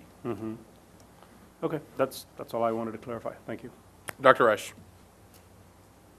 Thank you, President Hogg. This is actually for Dr. Carter. On the year-to-year, well, I guess on the district to state comparisons, do we have historical data in regards to that, or is it all not correlatable, if that's proper English, to the TAPR versus AIS data? No, because this being just STAR, they don't have the equivalence thing with tax. Okay. And of course, AIS was dominated with tax. Yeah. And so, no, we don't have historical data about that. Okay. And with any potential modeling that might have been done, or your expertise, any surprises here? Or are we? And I know it's all a brand new thing. I know it's kind of a loaded question, but Dr. Reich, you do this many times to me. Surprising. I really didn't expect to see such, on the dark side, consistency in the elementary level. I thought there'd be more, a little bit more, here, there, and whatnot, but not so consistent, especially with grades 3 and 4. And a good surprise was how consistent it was a little bit more with the junior high, especially with 8th grade. So those are the surprises.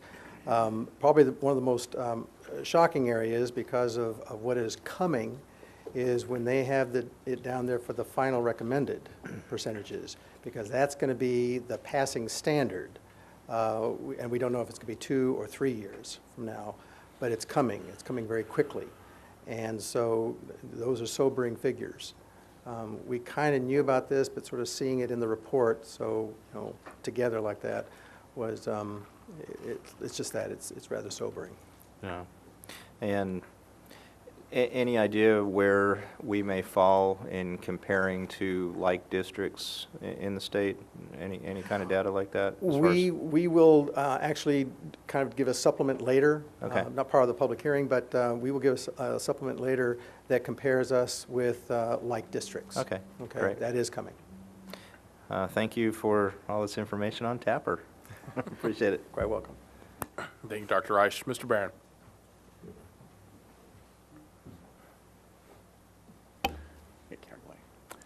Thank you, President Hogg. I have a major concern here with this challenging area, grade 3, 4, 7 math, because we're looking at the future there, and it's not looking too good.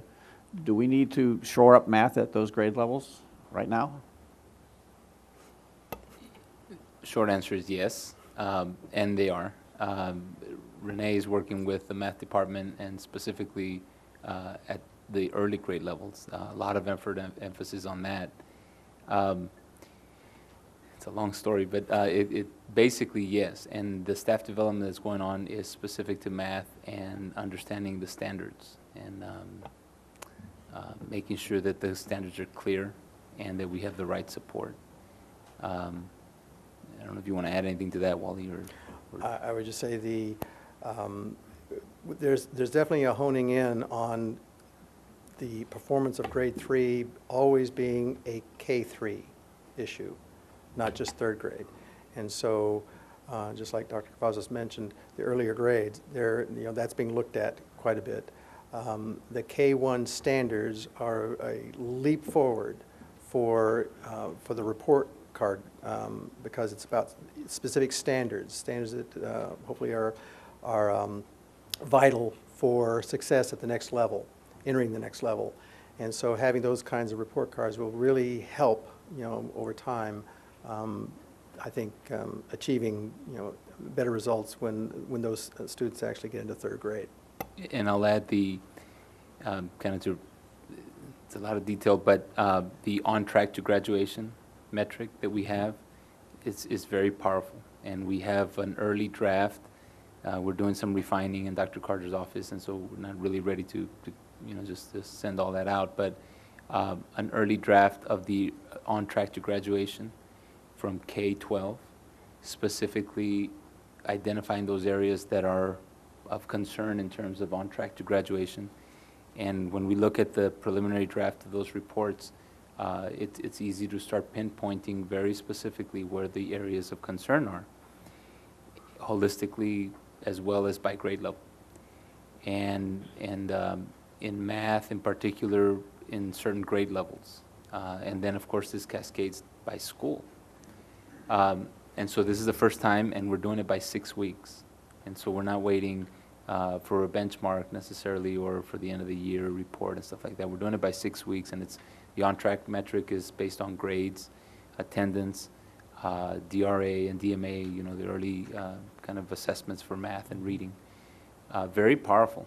And we're just introducing that into the system for the first time to get that perspective. And Wally's right, I mean, it's a K-1-2 issue that we have to continue to work on.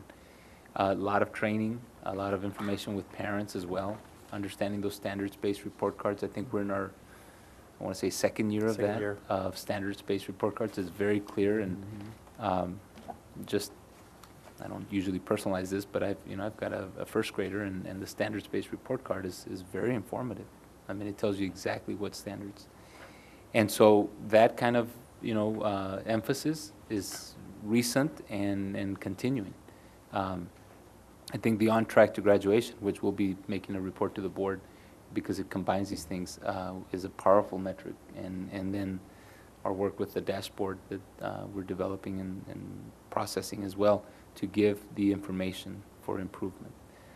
Renee and her staff and the area superintendents in particular have been working with principals on understanding the standards. And I know that may sound kind of fundamental of the understanding the text, but the texts are not written in a way that are just one way to test and things like that. So they call it unpacking the standards. I mean, it's the terminology we use internally, but and they've been doing a lot of work. In fact, this week, principals and teachers came as teams to go through that training, and I was able to visit some of that the area superintendents and Renee put together.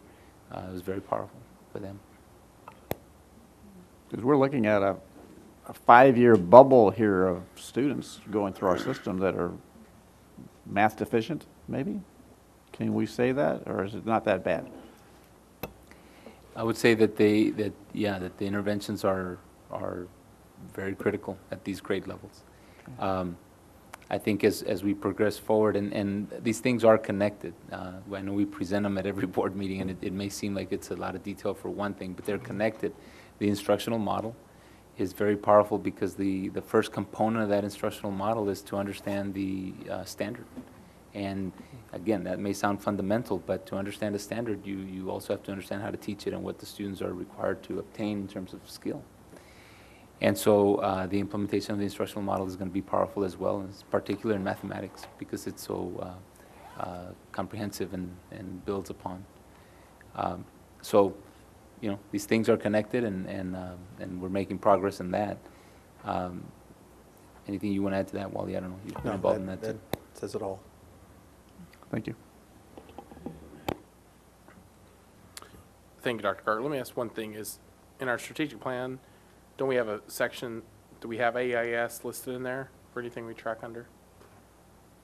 Not specifically AIS, but metrics that usually are found on these type of reports. I just say I want to make sure we adopt, if we do have AIS listed on any of our metrics, those 2,800 that we have, make sure we change that verbiage to TAPR. And it's mostly yes, I think there is something about confirming by the AEIS report, and that was when we thought that's what it was going to be called. They did change it, so yes, we do need to change that. Just to make sure we're consistent and update that, I would just give that recommendation. Yeah. Ms. Jones, do we have any cards? Have we received any cards? Perfect. Since we have no cards, there's no comments from the public audience. The public hearing on the Texas Academic Performance Report, TAPR, is now closed. We'll move on to our next item, open forum for agenda items. Ms. Jones, I didn't see any cards. Do we have any tonight? No cards. We'll move on to action item A, consider charge for the 2014-15 Financial Futures Committee. Dr. Reich. You almost got it. Thank you, President Hogg. Tonight we have a couple of action items. The first one relative to FFC, Financial Futures Committee. One is the charge, and then we'll carry on further with the appointment of the committee members and the chair, appointing of the chair of the committee. You should have received in your board packets a clean copy of the charge. It is no different than what was presented in work session, I guess officially last year, meeting last year now. And there has been no substantive changes. So as a committee, we are bringing that charge forth for a recommendation for approval for this year's. Motion, Dr. Rush? Yes. I hear a motion to approve the charge for the 2014-15 Financial Futures Committee being from committee. No second is needed. Is there any discussion? Seeing none, please vote. All trustees present, all trustees vote in the affirmative. Motion passes. Action item B, consider appointment of the 2014 Financial Futures Committee appointment and the 2014-15 Financial Futures Committee chairperson. Dr. Rush. Okay, thank you again, President Hogg. We have many individuals. I don't have the exact count, but I will read their names into the record. Individuals that are pretty good cross section of our district. We have representation of all schools, all high school networks at this point, except for Sam Houston and Seguin, and we're still working to actively fill that. As we've done in years past, the committee, Financial Futures Committee, will have the opportunity to supplement and make appointments as the committee process ensues. So hopefully we'll get some additional members there. We have Charles Brady, Robert Brewer, Justin Chapa, Jacqueline Eccles, Shannon Hanrahan, Jeffrey Harris, Nick Heiser, Randy Hendricks, Donald Kapalka, Dan Malone, Ann Mason, Keisha Mays, Steve McCullum, Claire Miller, Eric Salas, John Simmons, Laura Thurston, and David Wilbanks. And these individuals, some are parents, some are non-teaching individuals in our community, and some represent our employee organizations and administrator organizations. So that's our committee slate that we have to present before the board tonight. In addition to that, we are making the appointment recommendation for the FFC chair to be Dan Malone. And I'll read that in form of a motion. Perfect. Thank you, Dr. Reich. We have a motion from the committee requiring no second. Any discussion from board members? Seeing none, please vote. All trustees present, all trustees voting in the affirmative. We have a committee, and Mr. Malone, congratulations, you are the chair. Knowing Mr. Malone, he will do a wonderful job. Absolutely. Perfect, thank you. Up next, we have Consider District Scorecard Adoption. Dr. Cavazos. Thank you, President Hogg. And as part of our continued effort to cascade accountability and also be very transparent with our metrics and those indicators, we bring back the district scorecard for adoption. We have presented that in the past, and Dr. Carter will give us a presentation about the district scorecard. He does now.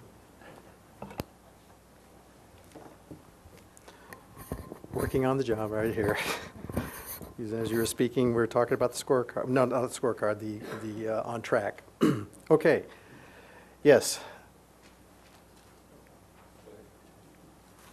President, Ms. Sullins, Dr. Cavazos, and members of the board, greetings once again. This is about the district scorecard, which is part of the Studer process, and these are supposed to be the main targets by which performance is to be appraised for individuals throughout the district, all the way from the superintendent level down to the director level. We went over this at the December board meeting work session, but there is one change that we made in particular, and it came from the finance. You might recall there was a finance goal for meeting an MPE under the finance pillar. That's been moved over to the people area because leadership essentially being the people side of it. We have in there increased the number of campuses meeting requirements to be MPE from 10 to 12. So that is the one change that we have. Plus, it's it's much more of a measurable target. So it combines that as far as the general parameters of what we have for targets under the scorecard. Everything else is the same as proposed before.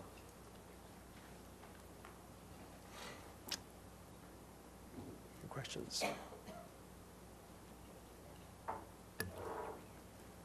Any questions from trustees? Dr. Resch.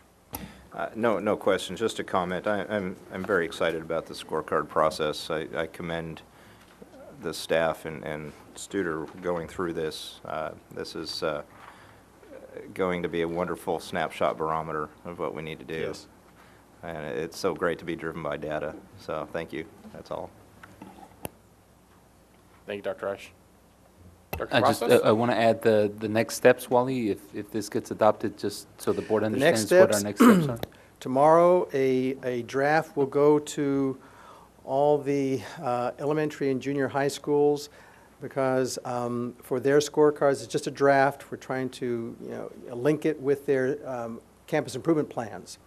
High school will be a little bit later because we found that there's some data that needs to be run for some of the purely high school area for each of the high schools.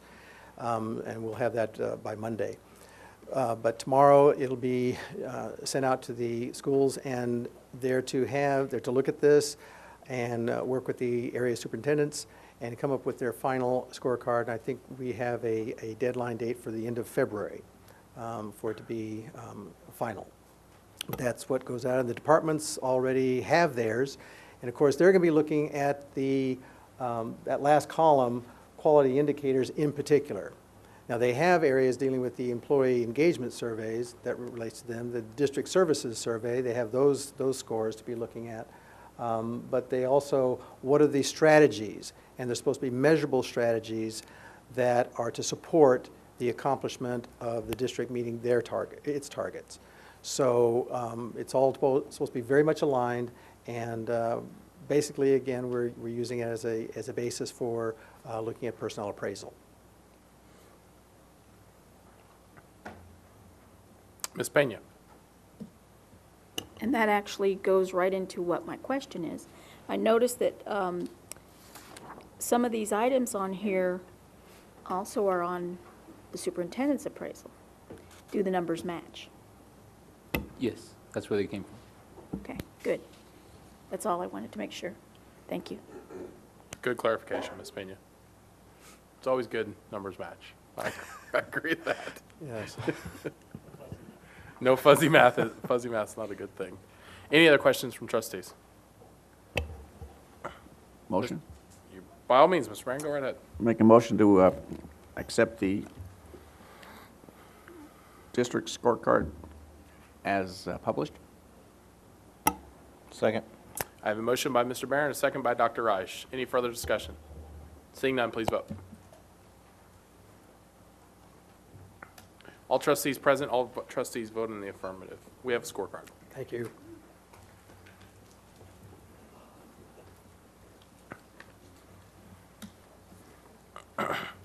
Up next is action item D, consider order of election for school board. The purpose of this is to provide the Board of Trustees the opportunity to order a general election to fill a 3-year term for trustees placed 6 and 7 on the Board of Trustees of the Arlington Independent School District. Candidates may begin filing Wednesday, January 29th. The deadline for filing is 5 p.m. Friday, February 28th. The deadline for write-in candidates is 5 p.m. Friday, February 28th. The last day for a candidate to withdraw is 5 p.m. Wednesday, March 5th. Early voting by personal appearance begins Monday, April 28th. 2014 ends Tuesday, May 6th.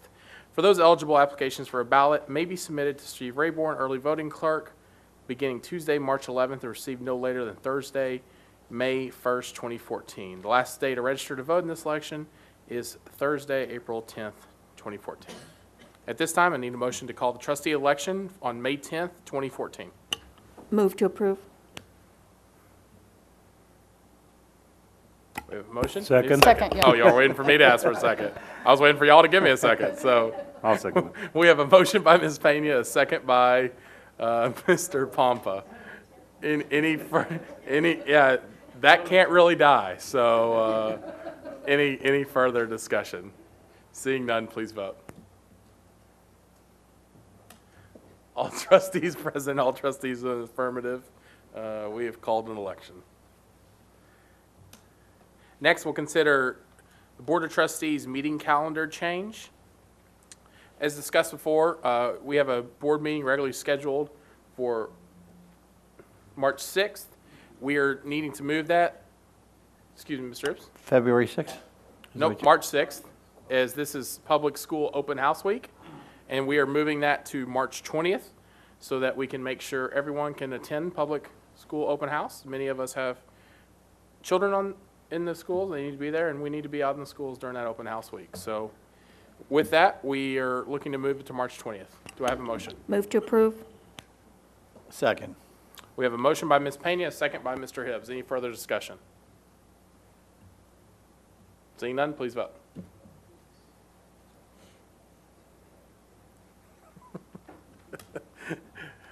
All trustees present, all trustees vote in the affirmative. We are not having a meeting on March 6th. We are having it on March 20th. Next, we'll move into discussion action item. Consider TASB Policy Update 98 and BDB Local Update. Dr. Cavazos.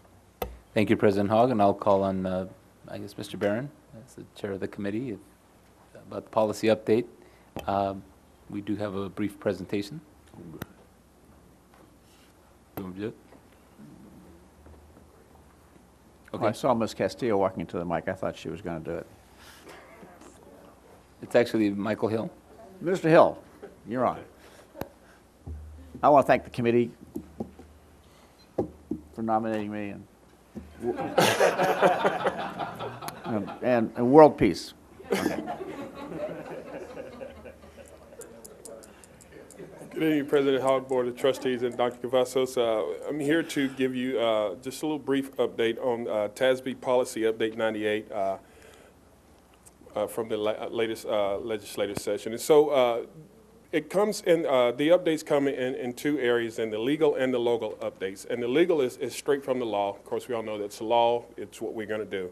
The local updates require board action to adopt, revise, or repeal the policy, just in general. The review process, appropriate staff members for all different areas of the policy, Ms. Castillo and legal counsel and the board subcommittee have looked at all of the Update 98 reviews and have moved to this point with regard to what we have reviewed. The update included over 80 legal policy changes and over 12 local policy recommendations to be changed. And here are just a few highlights of those. House Bill 5, which you've heard a lot about and you'll continue to hear about, several policy revisions in the areas of academics, requirements, and student achievement, distinctions, ratings, accelerated instruction, and funding for such, and some compliance. And again, House Bill 5 has several other notated changes that are throughout the policy. Another update, BE Legal, comes from Senate Bill 984 and House Bill 2414 to expand a board member's ability to participate in a board meeting by video conference call. That's new, legal policy.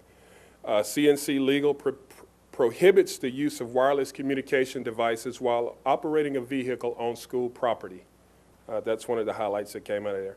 DBA Local, a local policy, the district will not use an employee's social security number as an employee identifier except for tax purposes. That's the only time that the employee's social will be used.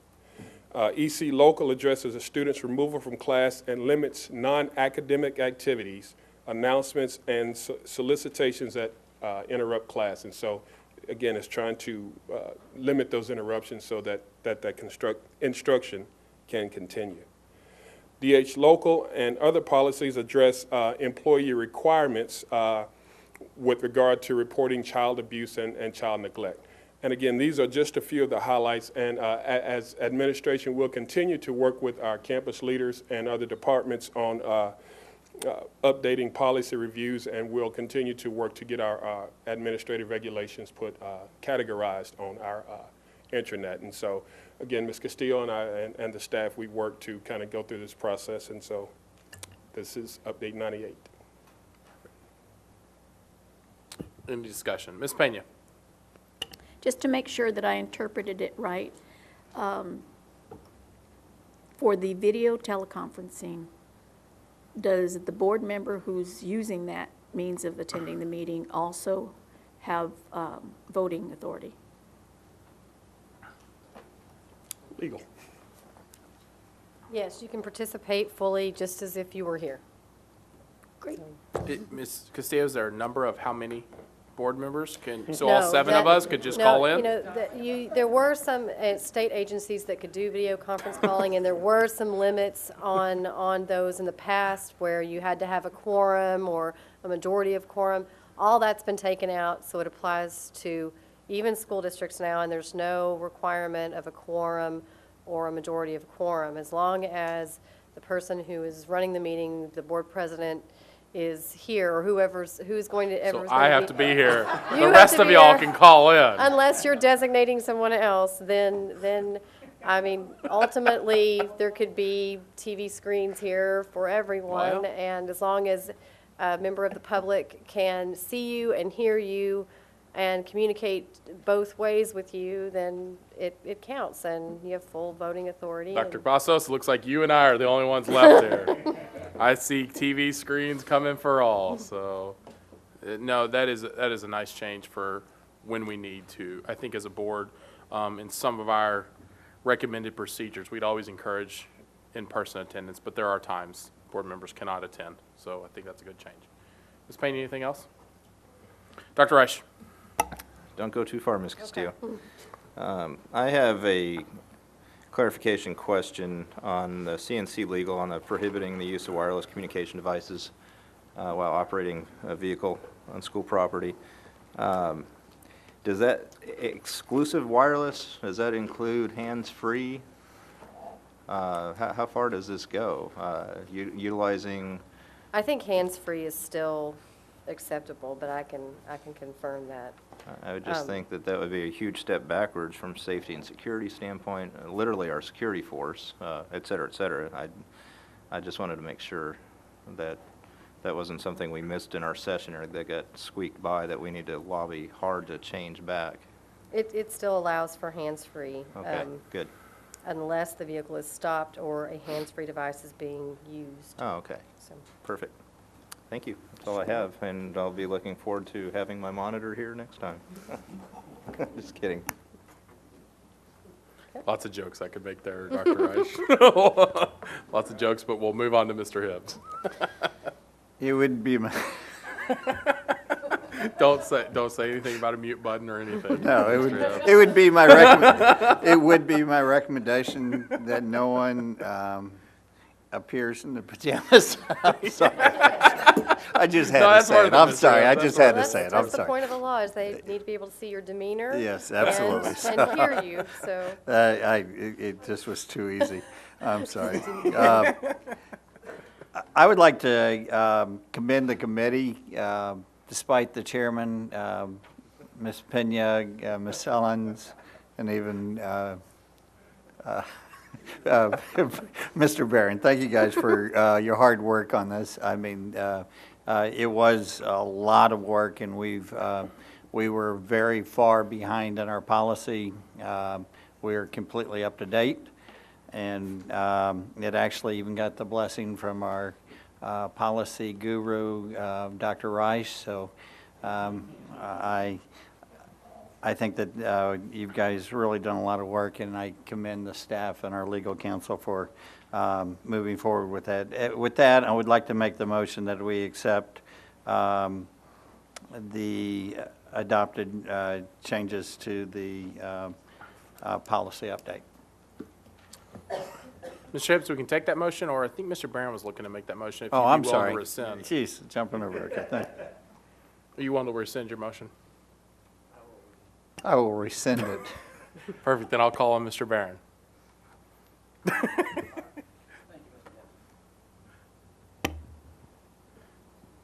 Since it's coming from committee, I move that we accept the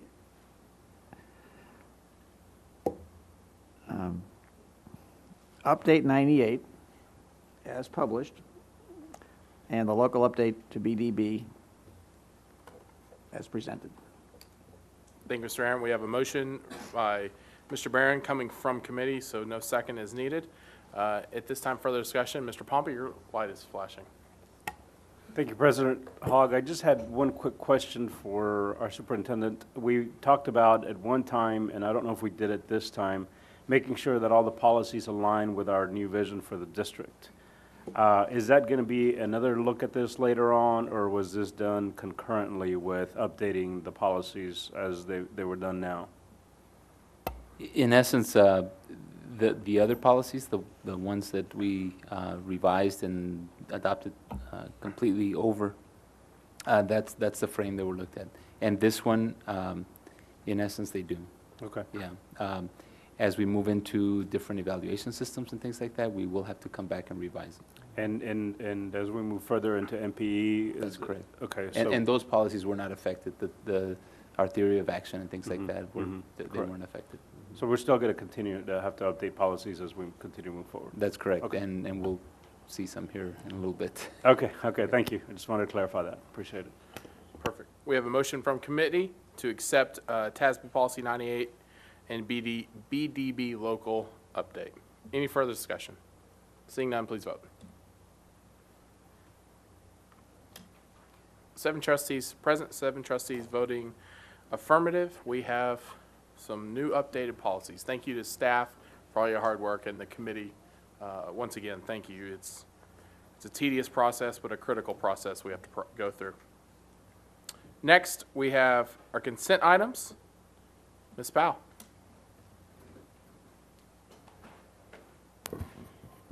President Hogg, board members, Dr. Cavazos, good evening. This evening we started a new practice with our district. Rather than me reading all the individual donations at this time, we began displaying them during the opening part of this meeting while the board was in executive session. And so it looped around, the PowerPoint looped around, and so the names were continuously displayed on the walls for probably 30 minutes or more. I will tell you this evening, we'll report that the total donations that are reported on the consent agenda this evening are $71,589, and that brings our year-to-date total to $520,619. And there are 2 bids on the agenda this evening, and in both cases, administration is recommending the lowest bids and the bids representing the best value to the district. Perfect. Thank you, Ms. Powell. Are there any items to be withdrawn from the consent agenda? Seeing none, at this time, I'll take a motion. Move to approve. Second. I have a motion by Ms. Solons, a second by Ms. Pena. Any further discussion? Seeing none, please vote. All trustees present, all trustees vote in the affirmative. Next, we'll move over to our discussion item, Capital Needs Steering Committee options. This is an as-needed thing. Dr. Reich, any further discussion for us, or a quick update as to where we stand? Yeah, President Hogg, last night, obviously, we had an extensive work session covering our option recommendations from the Capital Needs Steering Committee. The next step in the process, the committee will meet, I believe, on the 21st of this month, and we will communicate to the committee that our board, after last night's work session, is prepared to hear final options if they're ready to do that as early as our 29th called meeting, the work session that we will have. So things are moving along great.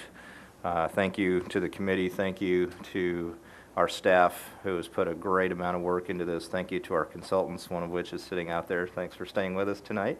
You can come forward and speak if you'd like to, but okay. Very good. So that's all we have tonight. Thank you. Thank you, Dr. Reich. We'll move on to discussion item B.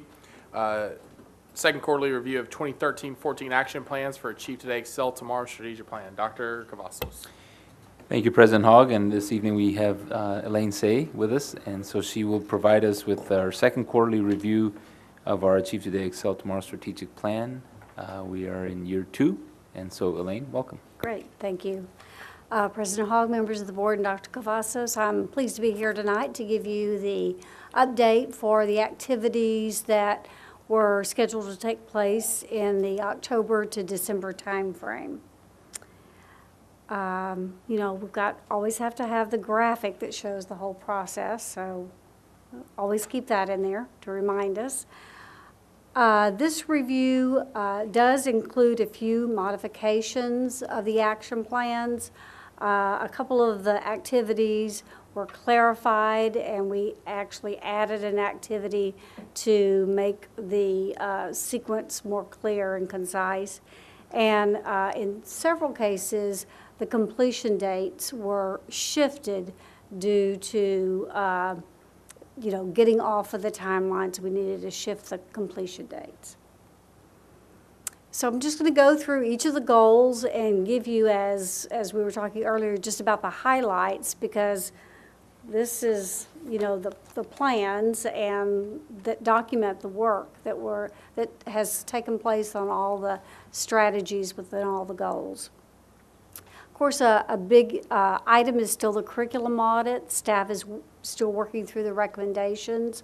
They're identifying what has already been done, what still needs to be done. And so that work is moving forward and is on track.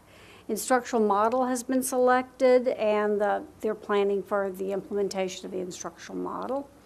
Program evaluation work is underway, and you can see the programs that are scheduled to be evaluated in this first year. And of course, another big initiative is the House Bill 5 implementation and all of the issues around graduation requirements. And of course, that has, the district has a timeline for the implementation of the HB 5 activities so that we make sure everything is included that needs to be included this year. Goal 2, higher education and career and technical education. The Bound for Success program, the UTA, top 20% of junior seniors, was rolled out throughout the district, and as you are aware, had strong and positive media coverage. The early college high school application submitted, the principal position was posted, and a last named tonight, obviously. So that is going ahead and is on track. We did actually change some dates in the early college high school action plan just to line up with the continuation of activities that will take place throughout the year. One of the other initiatives in Goal 2 is the extra emphasis on the PSAT and SAT prep courses. This fall, we had 364 participants, an average of 171 participants. Remember that they changed this prep course to be, they modified it to be a little more concise, offered in more locations. It's sort of like this summer program, but still offered at all the high schools. The initial reports are that the participants improved in their performance throughout the prep course from the pre-test that they were given to the post-test, but the real analysis of the data will come later as those scores are returned to the district, and you can analyze the data of those students who participated in the courses against those who were not participating. And then again, on our grade 8 career and technology class, the students there, the student advisors, each student has their own student advisor, and the Chamber of Commerce is going to assist the district in providing training for those advisors. Goal 4, world-class facilities. I don't think we really need to say a lot about that because I know you've studied that quite in a lot of detail. That would be last night, and of course, at every one of your board meetings, you've had regular updates. But I think it's important to note that the Capital Needs Steering Committee, was very careful and planful to get input from not only community but from staff, and so everyone had lots of opportunity to offer input into that process. Goal 5, safe and secure environment. The positive behavior intervention support system has been refined and created. You're going to hear more about that in a few minutes. And it includes software that will help support that system. The Stop Bullying campaign is continuing, and 48 additional sessions were presented at campuses. The Safe Walk to School program was implemented at 10 elementary schools in that fall timeframe. Goal 10, highly effective teachers. This area deals with professional development. And there's a position posted for the Director of Professional Development. And some of the activities that are within this goal have been postponed in anticipation of this leadership position being filled. So that's slightly off timeline, but expected to pick back up once that position is in place. In the effective leadership area, Goal 3, staff retention and support. The TASB salary study they've completed staff interviews, reviewed the job descriptions, and done the salary market comparisons, and they've reviewed a draft with staff at the end of December. The performance pay system, TEA has announced that they have developed an appraisal framework for teachers and principals, and so that new effort by TEA will maybe slow our process down, but there needs to be kind of further work to see exactly what those requirements and their framework will look like and how that will work in our future work in developing performance pay system. The district scorecard, as you just adopted earlier, you reviewed it in December and then adopted it. The CIP goals for schools were finalized and approved by the board in this quarter. And the employee engagement survey for the 13-14 school year was conducted in November, December, so that first survey was done for this year. In Goal 8, customer service, the district services survey was completed, and that's the one that looks at the central services. We've determined which grade levels that the students, current students, will be surveyed for the 13-14 year. We've done exit level for graduating seniors. We'll add surveys for students in grades 6, 8, and 10 this year, and those will be conducted in the spring, in addition to the exit level graduating students. An online student registration system was adopted, and this is, I mentioned that or maybe I didn't mention, but we did make a shift in one of the activities in terms of student ethics, judgment, and responsibility. We moved it into Goal 8, and it's going to become a part of, no, we moved it into 5, it was in 8, and it's going to become a part of the positive behavior and intervention system. Goal 9, and this is an area that there are so many activities going on in this area, and if you kind of look through these topic areas, you have the Aspiring Principals Academy, the AP Academies, and so forth. Those academies are both up and running as they were intended. The Aspiring Principal Academies, the first-year principals were kind of removed from that system and have a coaching system that will be in place for them as opposed to being a part of that Aspiring Principal Academy. The central department heads have had training and book studies on leadership. Of course, the principals have coaching and training, and some of the topics that are covered are included here, and they also completed their first formative review of their campus improvement plan in the quarter. The deans of instructions are working on the student engagement, formative assessment, and student interventions through using the Coaching for Results book. And of course, the students that you saw tonight, the SLAB students are designing the Speak Up meetings, they're serving on committees, and they are developing a video that's focused on leadership. That group is obviously very active and fits right in with all of the other kinds of leadership activities that are taking place in the district. Goals 6 and 7, parent and community engagement. Parent University is all that work in preparation for that has been done. That Parent University will be the first Saturday in February. The strands that will be covered are included here, and they'll use a software system so that participants can register online, get certificates of completion, evaluate the training, and they'll even be able to link the parents who attend to their students within the system.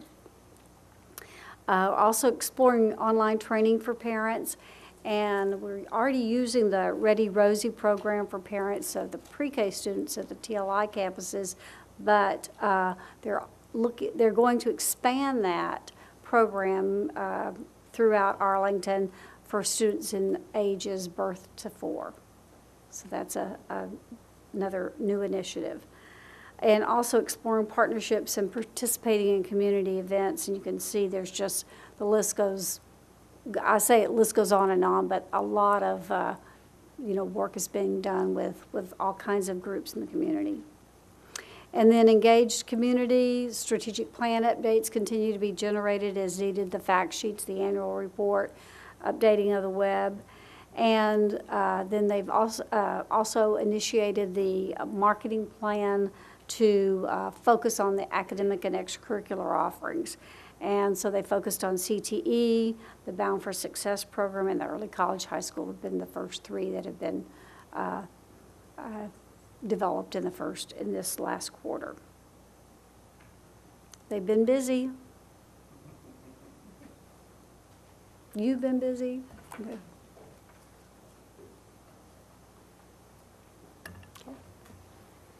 Say once again, thank you. At this time, any questions from trustees? I didn't expect many, Ms. Say. You're hitting all points. So here's the key. We all talked about how do we create a strategic plan, how do we make sure it's being implemented and things are being brought in. This is just proof in the pudding right here. It's working. Any other questions, comments? Thank you. Thank you, Ms. Say. Next, we'll move on to discussion item C, House Bill 5, graduation requirements. Dr. Cavazos. Thank you, President Hogg. And we're bringing for a discussion item House Bill 5, or the graduation requirements. And we've discussed it before with the board, and it's an important, critical topic for our students. It's those graduation requirements that will really guide the incoming freshmen with all the opportunities that are possible through House Bill 5. And so Evan Smith is going to provide us a presentation regarding the graduation requirements. Dr. Evan Smith. President Hogg, Dr. Cavazos, and members of the board, I'm here tonight to talk about graduation requirements.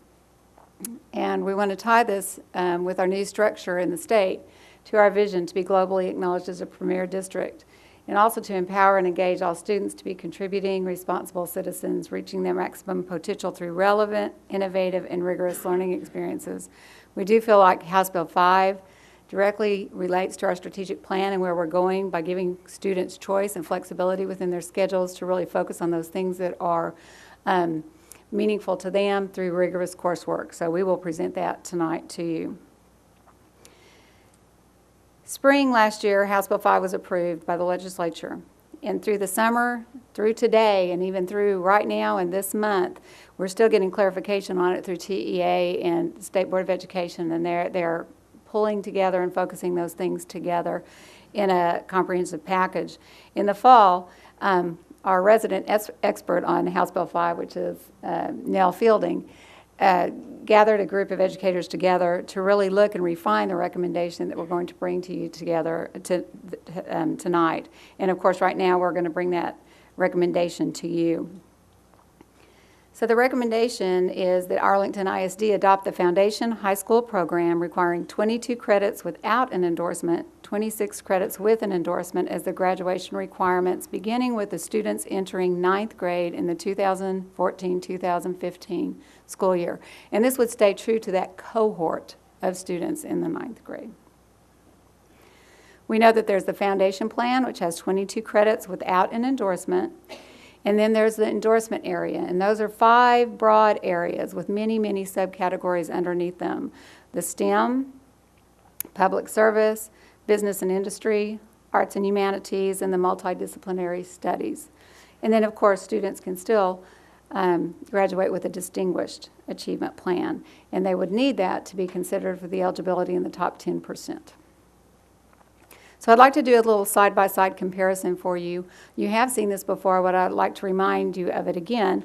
In the first column, you'll see the discipline, and of course that's the core area or the area that we're speaking in. The next 3 columns are our current graduation plans, which will stay in place for those kids that are currently in high school, our freshmen, sophomores, juniors, and seniors of today. And we have our minimum plan, our recommended, and our distinguished. Then in the final column will be for that cohort group beginning next year, and all of these slides will keep this same format. So as you see now, recommend in the minimum, recommended, and DAP in English, they all have English 1, 2, 3, and 4 as requirements, with the exception of minimum, and you could have English 4 or an approved alternate. In the new foundation plan, you have English 1, 2, 3, and then an advanced English course. And we'll talk more about some advanced courses here in just a little bit. But that is a little bit different shift there. Under mathematics, you can look at the minimum with the 3 credits of Algebra 1, Geometry, and another State Board of Education approved course.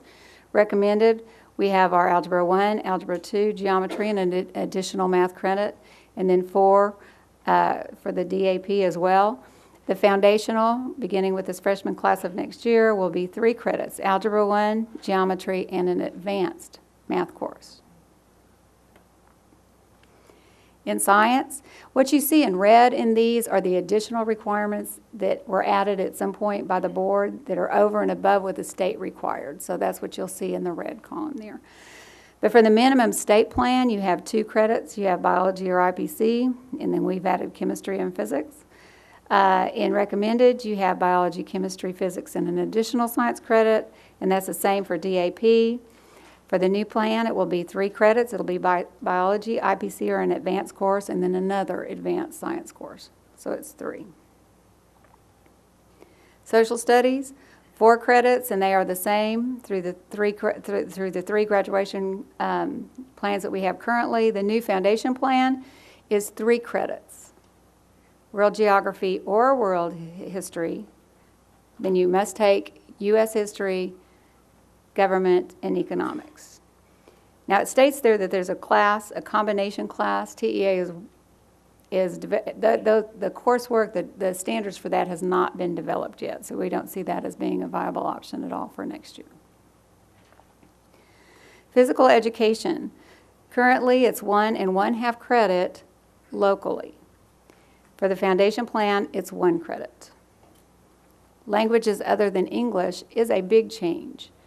In the minimum plan, there is no requirement for that. In the recommended now, it's 2 in the same language. In the DAP, it's 3 in the same language. In the foundation high school program, every student will be required to take 2 years of the same language. There's some exceptions, but they're very rare exceptions. So that's a new requirement for all our students to have and leave high school with those 2 years of foreign language. Fine arts remains the same.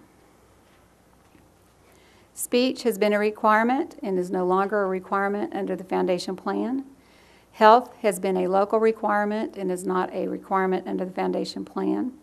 The electives, where you have 7, that would be what the state has, and of course we had the local requirement, so we had 5 credits in there for the minimum, 3 for the recommended, and 2 for the DAP, and there's 5 in the foundation plan.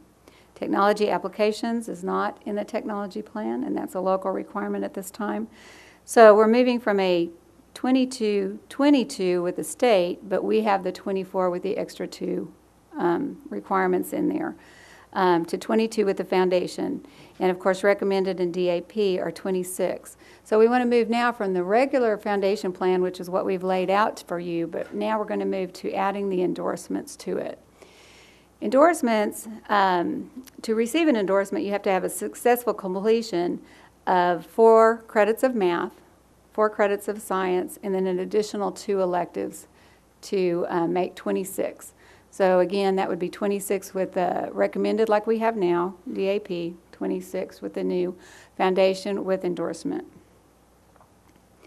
And then to get distinguished achievement, they're very close to the foundation with endorsement, so you have to achieve the 4 credits in math, including Algebra 2, plus another course, and then 4 credits in science, a completion of the curriculum requirements for at least 1 endorsement. So that is the state plan. Each endorsement varies in the requirements, but most require a coherent sequence of 3 or more courses in a field of study.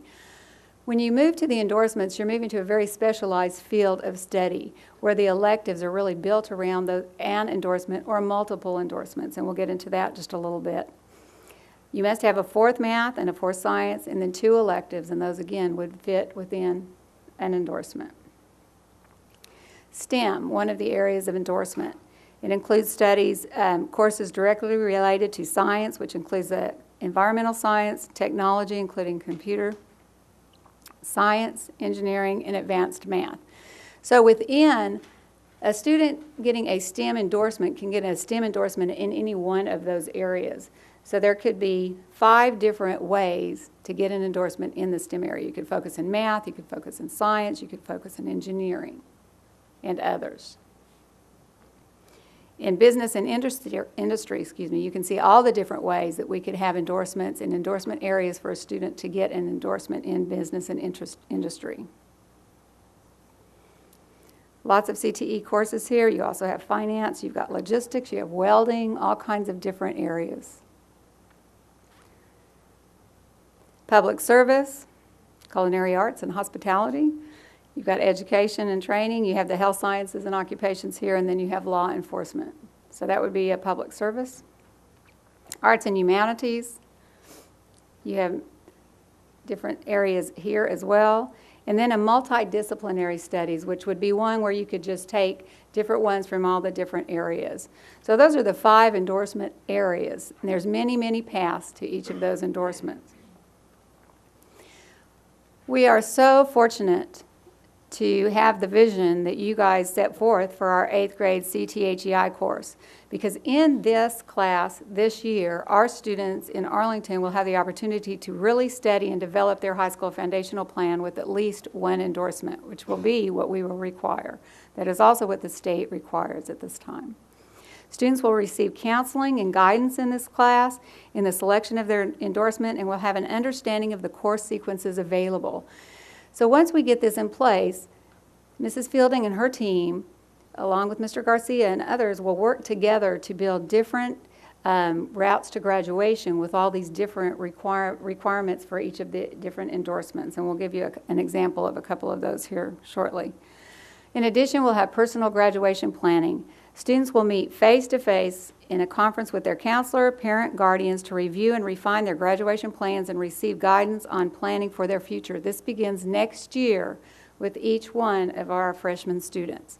So next, they will come out of 8th grade with their plan into high school with a plan so they can sit down with their parent, the counselors, and that will be their blueprint for their high school experience. Not that it can't change, but that's going to be the basis of what they begin their planning with.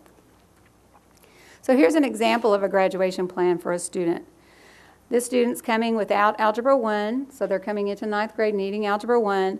So their 9th grade experience looks much like it would now. So we've put in English 1, Algebra 1, Biology, World Geography, Spanish 1, ROTC, Speech, and Health. This child is interested in public services, ROTC. This child knows that he might have a future in the military, so he wants to take ROTC 4 years. So he does. In addition to that, he or she begins to like the art.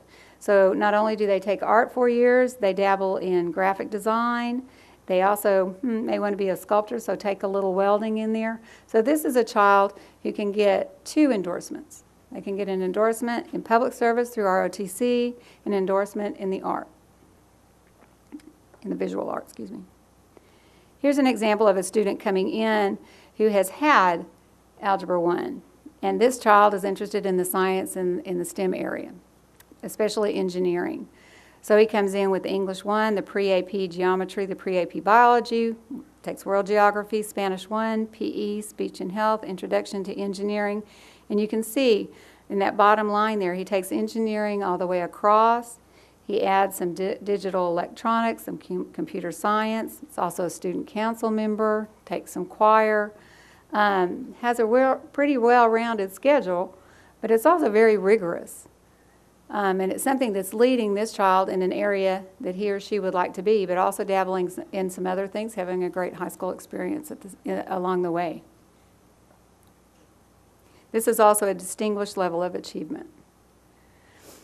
Advanced courses are required, and what we're doing right now is we're making that list, and we're going to have advanced courses identified in every area so that there's a menu for students to choose from. So in English, there may be quite a few that they can choose from for that 4th English class. Same with the math courses, science courses.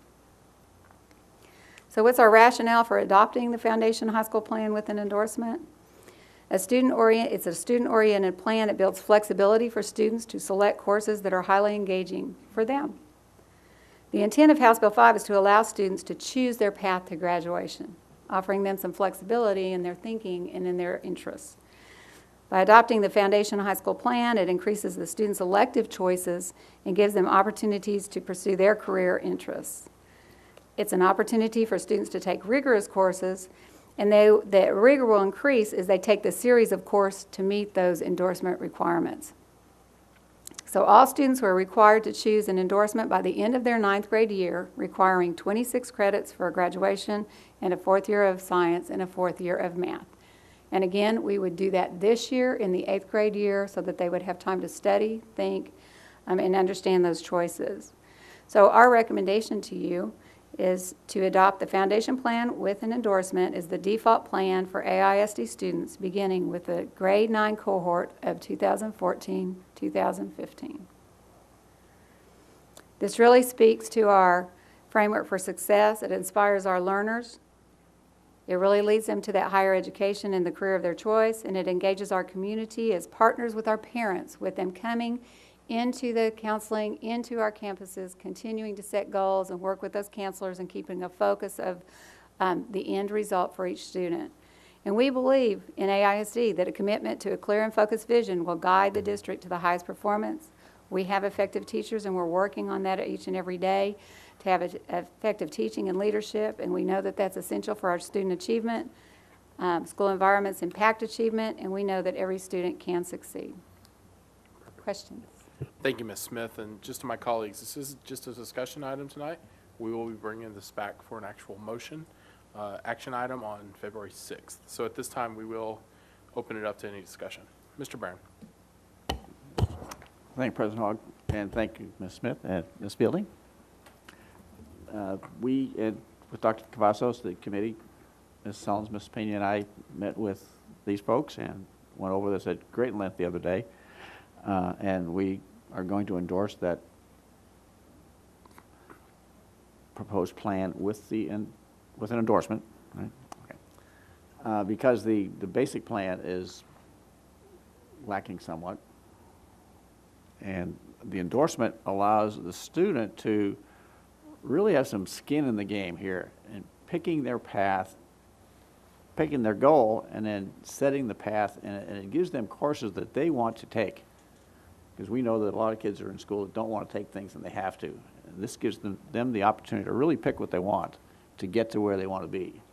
And it's definitely going to be increasing student achievement for us. So this will come back next time for a vote, please. February 6th is what we're planning. Perfect. Mr. Barron. Perfect. Thank you, sir. Dr. Reich. Thank you, President Hogg. Yeah, this is a great stride forward, that's for sure. I know we discussed this before, and I'm not sure if this was legislated by Michael Williams. As far as students that are currently in high school, they will still be able to opt into an endorsement plan or not? Now, would you like to field that question? So I know we discussed that right after HB 5 was passed, but I don't know if that was there was a something that letter came to sent out fruition. earlier this year. Last Friday, I attended a meeting of guidance directors, and there was one of the guidance directors said that she had seen that our current students could not earn an endorsement. They can move to the foundations plan for graduation, but they can't opt into an endorsement. I haven't seen that in writing, and I'm hoping when State Board finalizes everything, we will see that. But that's what I've been told. So they can move to foundations, but they cannot earn an endorsement. And what would be the advantage for somebody to move to a foundation plan versus the regular or distinguished or whatever plan they're on now? Well, our students that are on recommended plan, if for some reason their senior year they did not complete that fourth math or fourth science, we have to move them to the minimum plan for graduation, even though they have 2 years of foreign language and they've done rigorous work. When they move to foundation, it's more indicative of what the level of what they've done. Also, the state has had a rule that if you're on the recommended plan, you can apply to a four-year university, state university. If you're on the minimum plan, you cannot.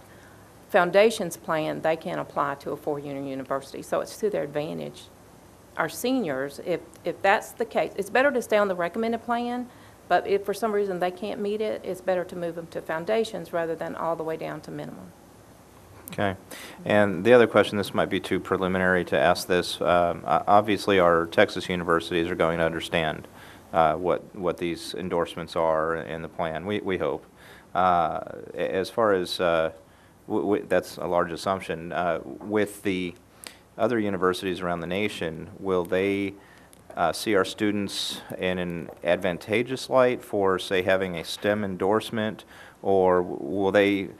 do you have any gauge on where that might go, where they might say, well, you attended AISD, but you didn't receive a STEM endorsement, so you're not as high up at our list? Would it hurt them? I think the universities look at the courses the students took.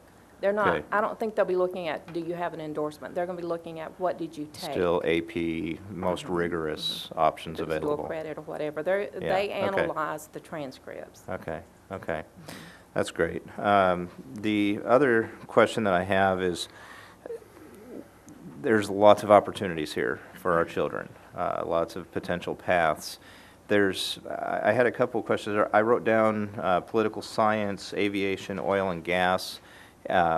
Is there somewhere where those types of industries would fit? Obviously, we're not going to have a net that's going to cover everything. I was just curious if we have students that are interested in those special type things, will we be able to meet those needs? One of the wonderful things about House Bill 5 is that we can design some of our own advanced courses by working with our higher education agencies as well as our community and our business.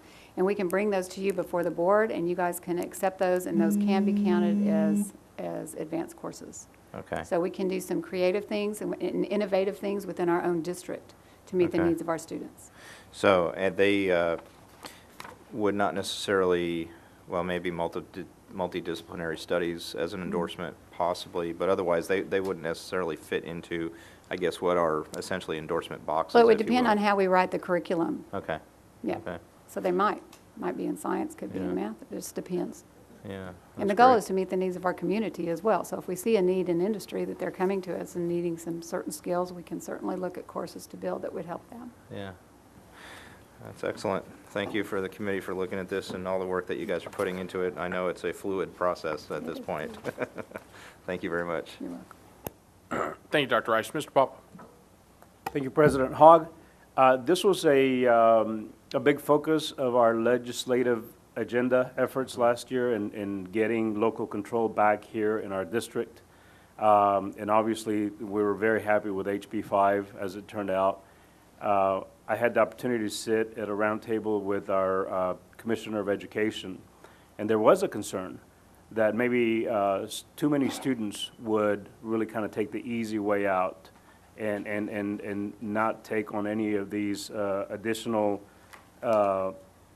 courses or the what do you call the added endorsements, because they didn't have to. And so there was a real fear, actually. And I think that here we're demonstrating that we can be responsible with that flexibility that we've been given, and just based on the the track that you put up there, a couple of examples, just the broad variety of options that students have to really put something together that is going to be engaging to them, that's going to speak to them, that they're going to really enjoy taking. I think that's great. That being said, how are we on counselors? I mean, we're already running pretty lean at the schools. This is going to be a challenge for our counselors. So, okay. No, that's correct. And so I would say that several things. One is it is highly dependent on effective guidance. Yeah. Primarily from our counselors, but also from our teachers, our 8th grade course, in some cases our community, our parents. And so we're in the process of looking at the counselor to student ratio and developing those formulas that are needs-based, like we've done in the past with other positions. And so that's the work that Nell is involved in, and Evan, with the committee of counselors as well, because it is highly dependent on appropriate and effective guidance and decision-making, and it's that important. And this board has demonstrated that at the 8th grade course that we feel that it's that important that we a local course just for that. So we're examining that, and we'll be coming back to the board with counselor recommendations as well. Okay, well, I am glad to hear that, because as many options as they have and as creative as they can be, it is going to be a little bit taxing on our current counseling core, and so we definitely need to support that. But again, I love the presentation. I like the fact that we're taking the initiative to say we're going to expect more of our students than the minimum. I think that's the right thing to do. I think it sets the right tone. So yeah, you'll have my full support on that. Thank you. Thank you, Mr. Pompa. I have a real quick question. And Mr. Pompa, I was going on the same thing. I was worried about our counselor count. And I still am worried about it, but I think we have to take it a step further in our counselors. How are they educating the parents to make sure they know all the options of what their child can choose? Because I think part of it is training. The counselors will get that guidance, but it's going to be between the parents and the children to make the final decision. So what do we have? I know the CTHEI class is going to go over some of that. They have to have it signed off. But are we planning other things? Are we thinking about other things to help train the parents as much as we're help bring up the children? I'll take a stab at this, and then go ahead. I know it's very Nell early in the Nell stage can also. So. Well, it's really not too early. Nell and her group have been on this since the beginning, because what they did know that this was not going to be in place fully until later, according to our normal schedule. So she has worked with her counselors to make sure that the principals and that the counseling staff is understanding that these meetings, and they will have meetings on every campus, they will educate the counselors as well as the counselors working with their staffs. And we're working with the principals to make sure that we have lots and lots of different opportunities for parents to come to hear about this, as well as our staff, because it is a change there as well. I must say that the supportive atmosphere that Nell leads her counseling staff with is amazing, because it's all about the child, and it's not about easy at all. I mean, I was so glad that Mr. Pompa said that. It's about rigorous choices, but in an area that they're very excited about, so that they can see what it's like to really put forth the effort to get some good quality out of that in their experiences in high school, so that they can be ready for the next step, whatever that next step is. And so that's our opportunity. So we will do everything we can to educate our parents. We will have lots and lots of flow charts or opportunities that'll map out different endorsement areas so that people will be as educated as possible. And so then let me ask my next question. What do our students have as far as like an online portal for them to be able to log in and constantly see what their online graduation plan is, how they're trending on that? Are parents going to be able to log into an online portal and swap and change different things in and out? To look at that. Your question is very timely. Well, that's what I do. We have just had a meeting It this just means we're all in week sync together. where this is something that Chad has been very active in, as Nell as well. We knew this was coming. We started early this fall working on this. They have found a product that will do all of the things that you just put forth, and it's something that we are already using, that we can tweak and that we can enhance in different ways. That will meet the needs of the parents being able to get on there, the students being able to watch and see the progress of all of these different things that we're doing, including the personal graduation plans that the counselors will be putting in. Did I miss anything? Give us the highlights, Chad. Tell us what all That's pretty you're much looking it. at. But basically, the thing I'm excited about is the parent access. One of the big pieces we wanted to make sure to include is parents having the ability to monitor and analyze where their students were at on their track. So career cruising is a product that we currently use for course selection. So we're going to expand that. We're going to add the module that will allow us to do PGPs, basically. So develop your customized plans where counselors have access to that. They can provide notes. Parents have access to the system in an ongoing way. I'm trying to think if I've forgotten anything at all. Was there anything else included with that? It houses their 4-year plan. And it does house their 4-year plan. We did look at multiple products, 4 or 5 different products, but this provides us the easiest way to start it quickly because it's a product that we already use. It's basically free, more or less. We're going to add on that component at little to no cost to the district and be able to provide all those services that go along with these requirements. That's good, and free's always good, but I also want to make sure it's doing the right things. It is. For us to touch on those, because the more we can make possibly single sign-on, the more we can make it easy access, because I would even sit there and say, so when the parents look at that, are they able to update their email address? Are they able to update their cell phone number so that we can send them text messages when we have their most precious assets, their children in our schools? Absolutely. I mean, if they have multiple logins, they're not going to do it. Yeah. One of our goals as a district is to expand the use of parent access. So parent self-serve. And that's one of our big goals, not just within this module, but globally across the So district. from parent self-serve, could we have a link on their parent self-serve to this campus cruising or whatever? Well, the goal would potentially be to automate the email address and password. So they're leveraging that same user ID and password across systems that they have access to. That would be our goal. Okay. And you'll see that here in just a little bit regarding the transfer process too. So as we start to integrate multiple products, our goal, our biggest challenge is getting parents into the system. Right. So that parent self-serve is going to be huge for us as we expand online student registration, our transfer process, all of these various systems. So maybe the parent access can be the one page kind of, I wouldn't call it an intranet, but our one page login and then the different pieces they can click. It's a start. You know, we have to Right. we have to get their information in the system first. And once we have that, our goal is to then move away from manual and be able to do electronic and digital communication through utilizing their email addresses. But our biggest issue really is trying to get as many parents in the system as possible. Of course, but Yeah. and I agree, but the easier it is, hopefully the more we can get. Absolutely. Utilizing. And Chad, I think in parent self-serve, once we capture the email address, then you have access and Then we can have populate access. it in other places. Is the Yeah, key then we there. can export that information and we can import that into whatever systems that we have and make life a whole lot easier for that. So, Okay. you know, one future example of that is a potential mobile app for the district that we're going to be exploring. So push notifications, leveraging that content as well. So that really opens the door for a lot of different services that we can take advantage of.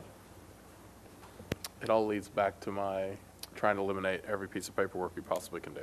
So the more electronic we have, the faster everyone is, the more efficient the whole district is, the more it Absolutely. saves us truly money in the long run. Absolutely. Ms. Sullins. Thank you. I wanted to Thank you, add Chad. something we heard in committee about this system that I thought was an exciting feature and something great for parents, is that the parents would not only be able to monitor their personal graduation plan, but they could input and set goals for their students to communicate that with the counselors, and that's part of the ongoing monitoring process. And I thought that was very powerful. I just want to share that. Yes, and I can assure you that that product is little to no extra cost, but it does offer all the features that we require, and we certainly wouldn't chintz on that. That's critical and important. Dr. C, one more thing. And I would just add that I'll take this time for a commercial. In terms of parents and obtaining this information, we are having a parent university February 8th, and a huge strand of this has to do with the graduation requirements, and Aaron Perales has been working on that to make sure that the sessions are offered for parents in several languages that explain the endorsements, the graduation requirements, and where we can capture email addresses and things like that for parent access and et cetera. The other thing I would mention is that as you saw that, you know, the parents could be setting goals. These things are connected, and I think maybe that's a theme tonight, I don't know, but Our scorecard is about setting goals. The instructional model is about students setting their goals for their learning. And so we continue that effort throughout the district with the staff and parents and students. Right on, Dr. C. We set goals, you set goals, your staff sets goals, teachers set goals. Students can be setting them also. Mr. Pompa. Thank you, President Hogg. And the beauty of all these goals is that now they are all connected and support each other. So that's good. Just a quick question. Do the students have online access to the same type of system like the parents will? Or is it?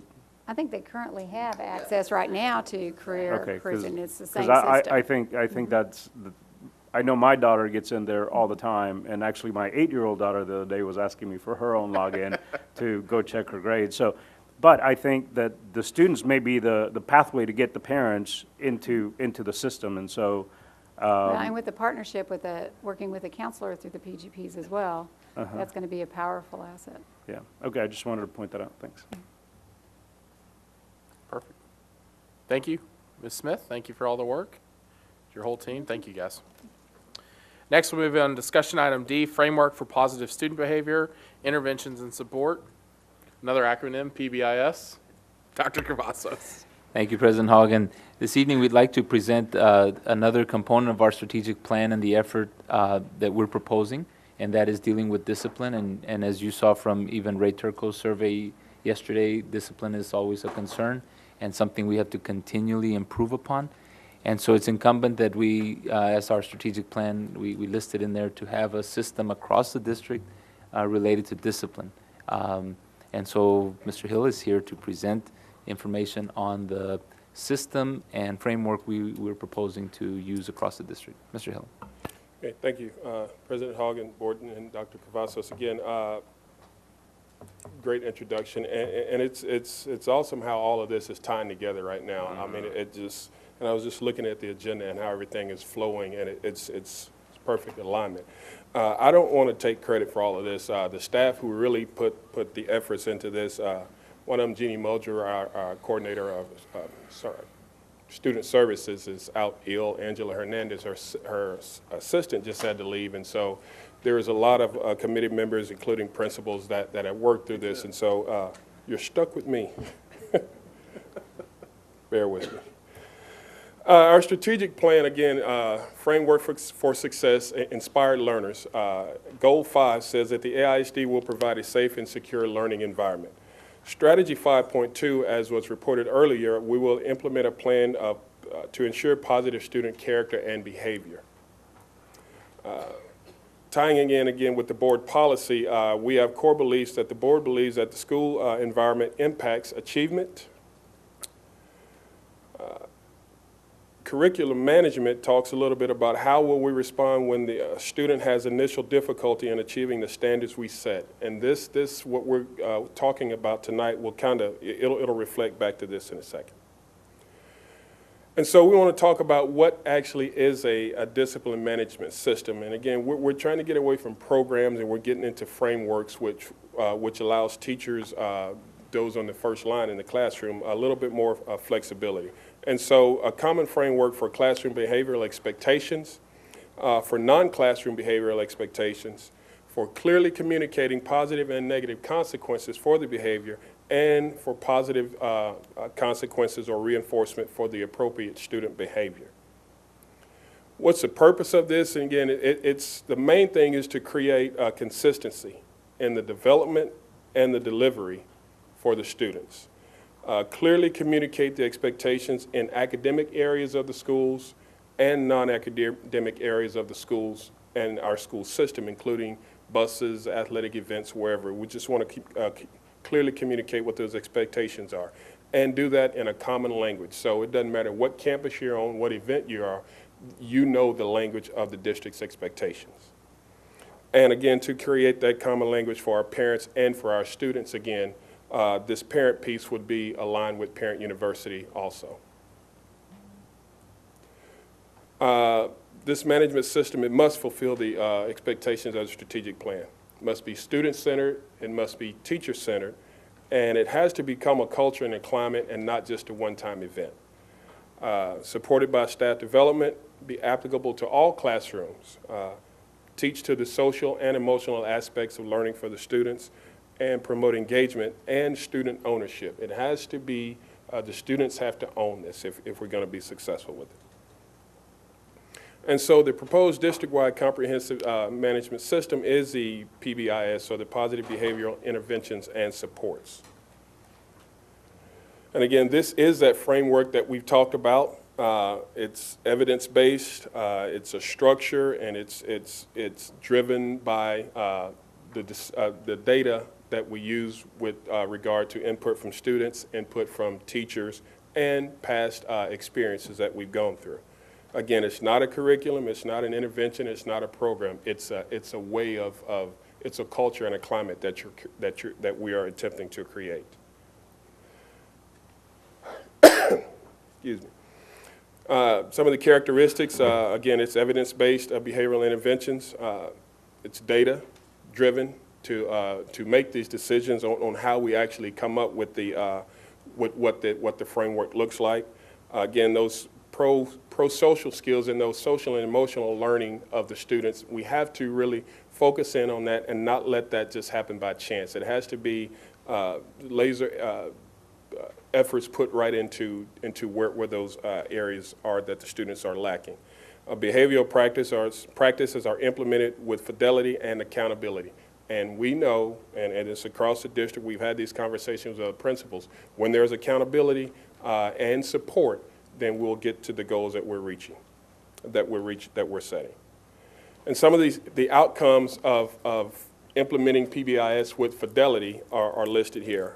Again, classrooms and learning environments and the entire district and the campuses become less reactive, less aversive, less dangerous, and exclusionary, and they are more engaging by the students and the staff, more responsive, preventive, and productive environments. Again, we want to address the classroom management and disciplinary issues consistently using the same language wherever we are. And I've got some pretty good examples of that once we get a little bit further in the presentation. And we want to improve the support for students whose behavior require more specialized assistance. We're looking at 3 tiers. Tier 1, we'll cast it, and it'll grab the biggest net of our students. And those who are not captured in Tier 1, we have things in place through Tier 2 and Tier 3 to address those more emotional and behavioral disorders that the students may come to us with. And then the main thing is we want to maximize their academic engagement. We want to put behavior on the back burner so that we can focus and maximize on all of the things that were talked about earlier with regard to student academics. And so it's our recommendation that we move forward with the implementation of PBIS district-wide. We want to implement it in phases, Tier 1, first year, and then Tier 2 and 3 beyond that year. Excuse me again.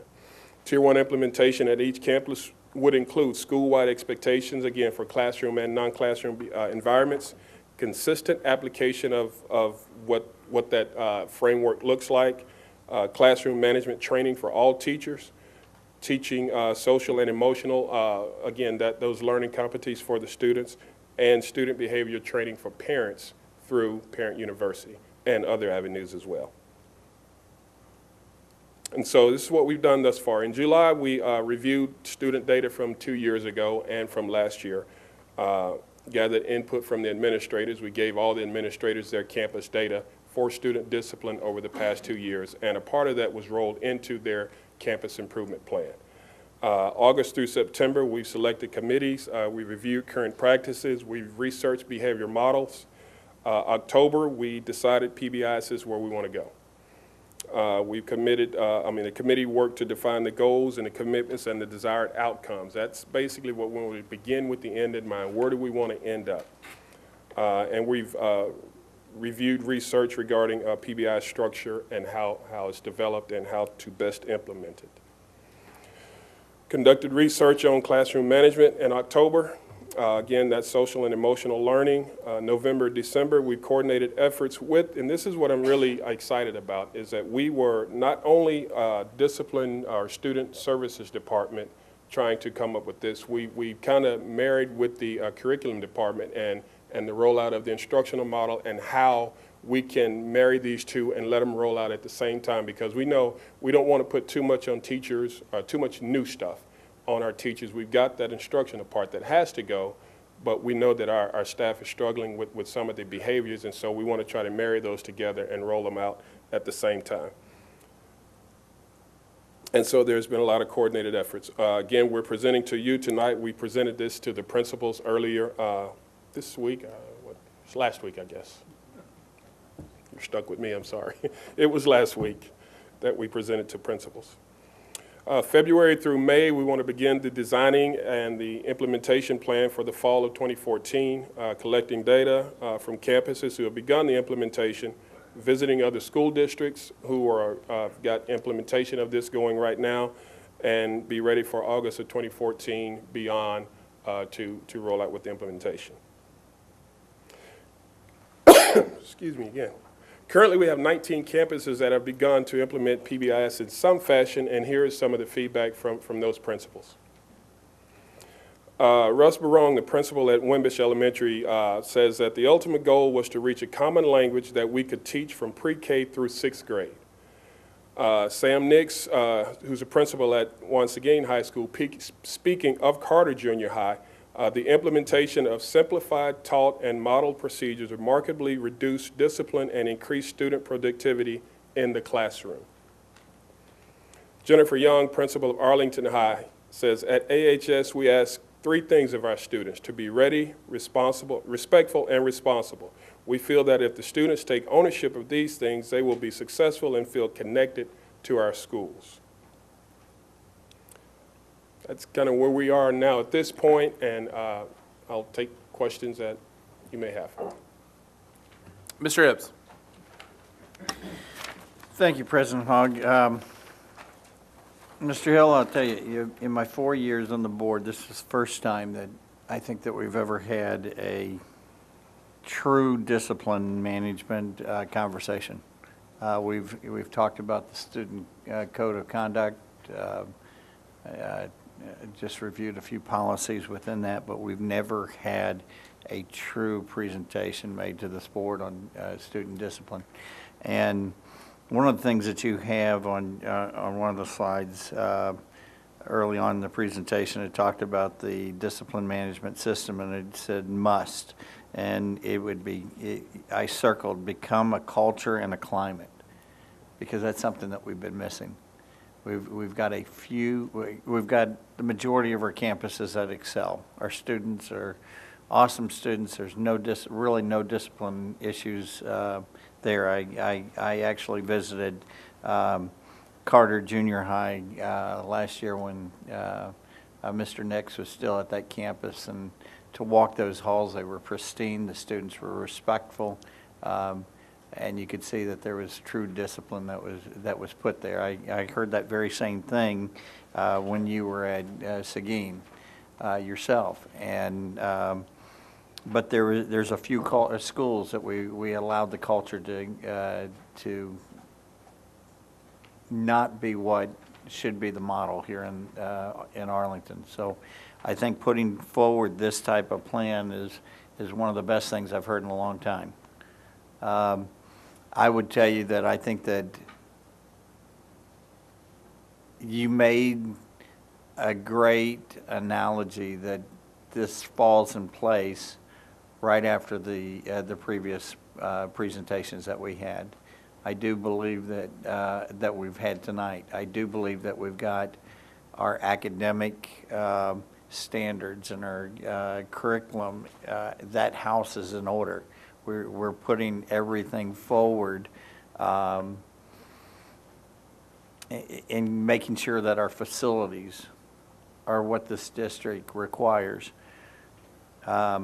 This is something I'll be watching. This is something that I think that is that next must that we have to be truly successful in Arlington. And I want to thank you for this presentation because I know it's more than a presentation. It's a work. And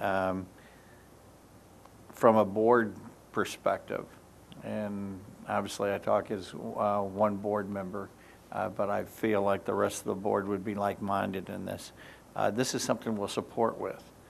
If we've got to have certain energies placed into one problematic campus to get it right and also send a message, this is the way that we expect our district to be, I will tell you, I will stand beside you and fight to get whatever the resources that we need. And I feel strongly that the rest of the board is here to do that very same thing. So, Dr. Cavazos, what you need, come to the board with, because again, I think this is what every parent is looking for.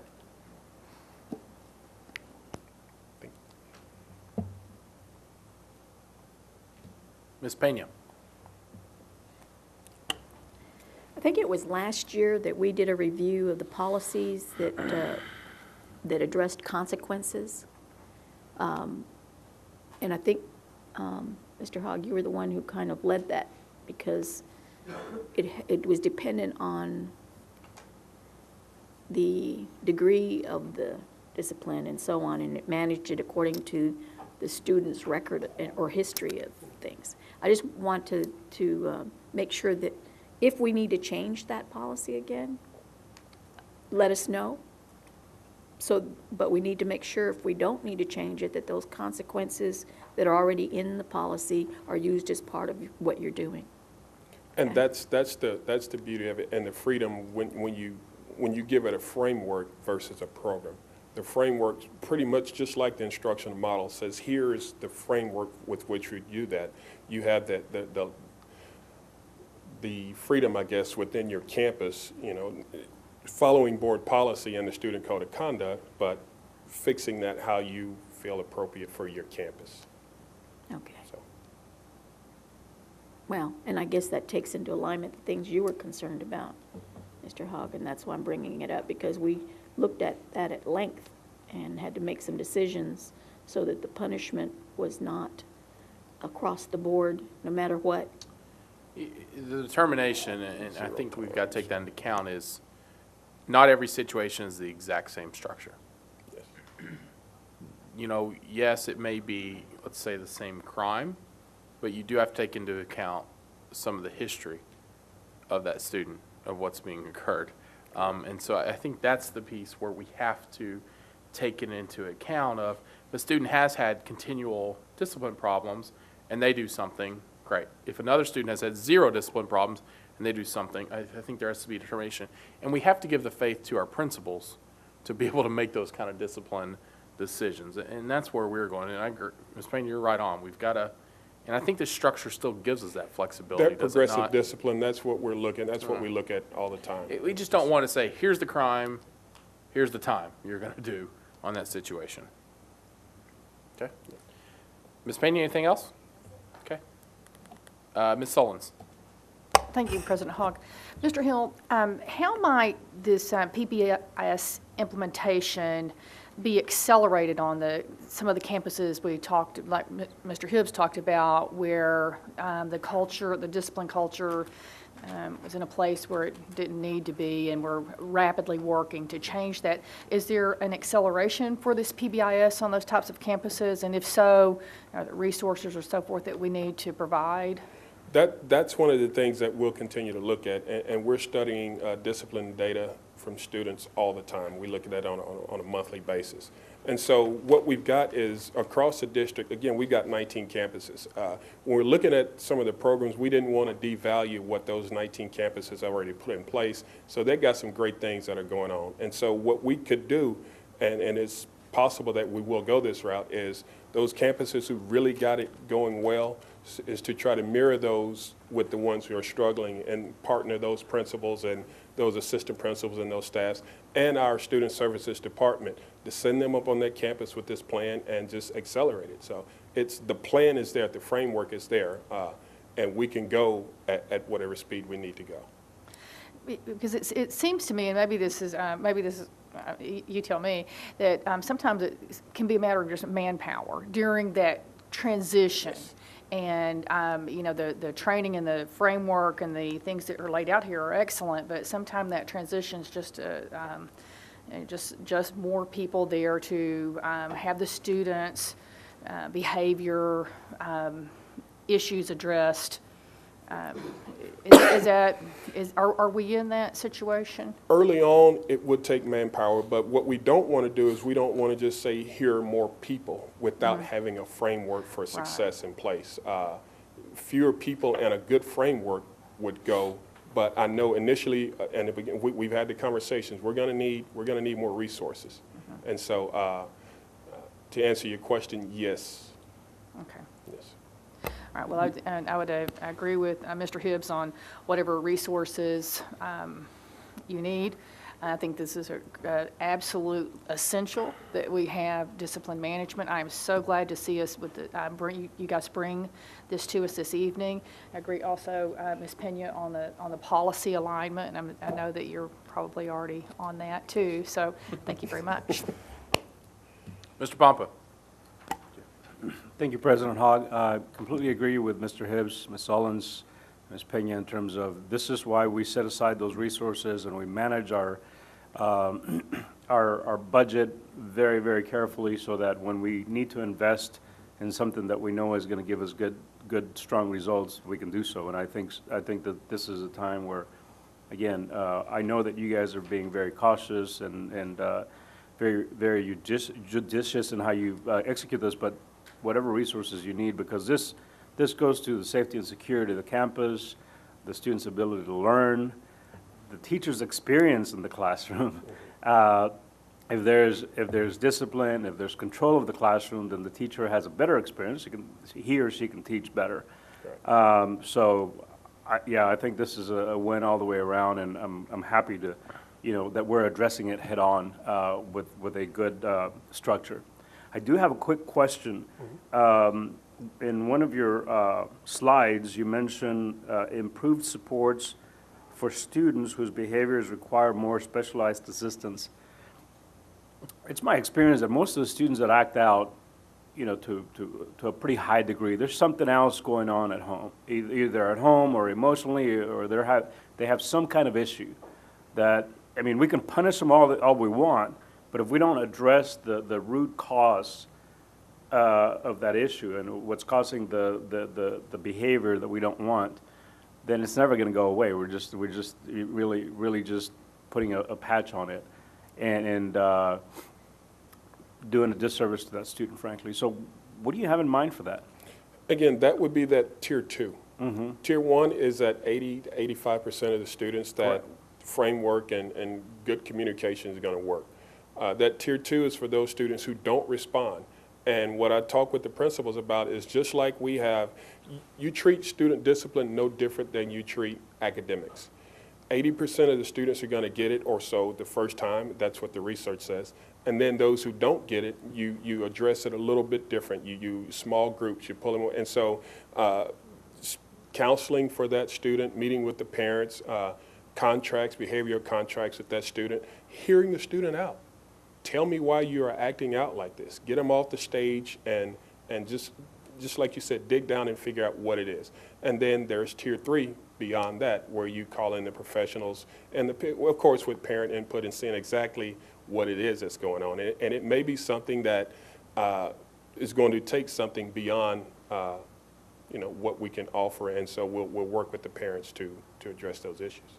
I think this is certainly right there in that slide is where we need to consider additional resources for our staff and making sure that we have the individuals that can help that student get past whatever they're going through, because most of the time the reason they haven't dealt with it is because they probably don't have the support at home to do it. And yeah, we can say the parents should take care of it, this and that, but if they haven't, we're the ones that are held accountable to make sure that the student stays in the classroom and learns. And so we have to provide them the services that he or she may need to address this issue. So again, in terms of resources, and this is a very focused piece right there, I'd encourage you guys to look at that. So, but I'm totally supportive also. Thank you. Thank you. Dr. Reich. Thank you, President Hogg. I absolutely echo everything that my colleagues have said, full support. I was curious, one of the items, I can't remember specifically where it is in our strategic plan, is to create, it's regarding culture, creating a culture of respect or mutual respect, integrity. This is clearly going to impact that, that goal that we have in our strategic plan. One of the things that I think we're all acutely aware of is whether home environment, whatever the case may be, the more that we can do on the prevention side, the better. And in my mind, I'm thinking pre-K through 3rd grade, the little ones, definitely elementary level at most, to give them, the students, the training, the curriculum, the understanding of what respect is, what integrity is, conflict resolution, curriculum, that type of thing. Are those specific things part of this deployment, or is that in a separate box? That's what setting that classroom culture and climate is. That's that tier 1 that we talked about, what many of the campuses have: ready, responsible, respectful. What does that look like in the classroom? What does it look like to be ready for class? Mm-hmm. What does it look like to be respectful to the bus driver? What does it look like to be responsible when you get up from the cafeteria table and take your tray or don't take your tray? And so it's that whole culture and climate, not only just academics, but the entire piece. Yeah, yeah. And as we've said pretty consistently, the more we can get them at that young age, our discipline problems will just be so mitigated in the future, in their further years. I'm very excited to see what happens with the rollout of this and some of the outcomes when we start monitoring the metrics and things. Thank you very much. And you're coughing a lot. Did you get your flu shot? You might want to think about it. I've got the flu shot one time, and I got the flu that year. So Mr. Hill, I agree with you. That's the same thing that happened to me. I don't get the flu shot either. So as a health professional, that is null and void. We can shake hands and not apply. We're not afraid. It's very serious this year. Knock on wood. I don't it's a swine flu, President Hogg.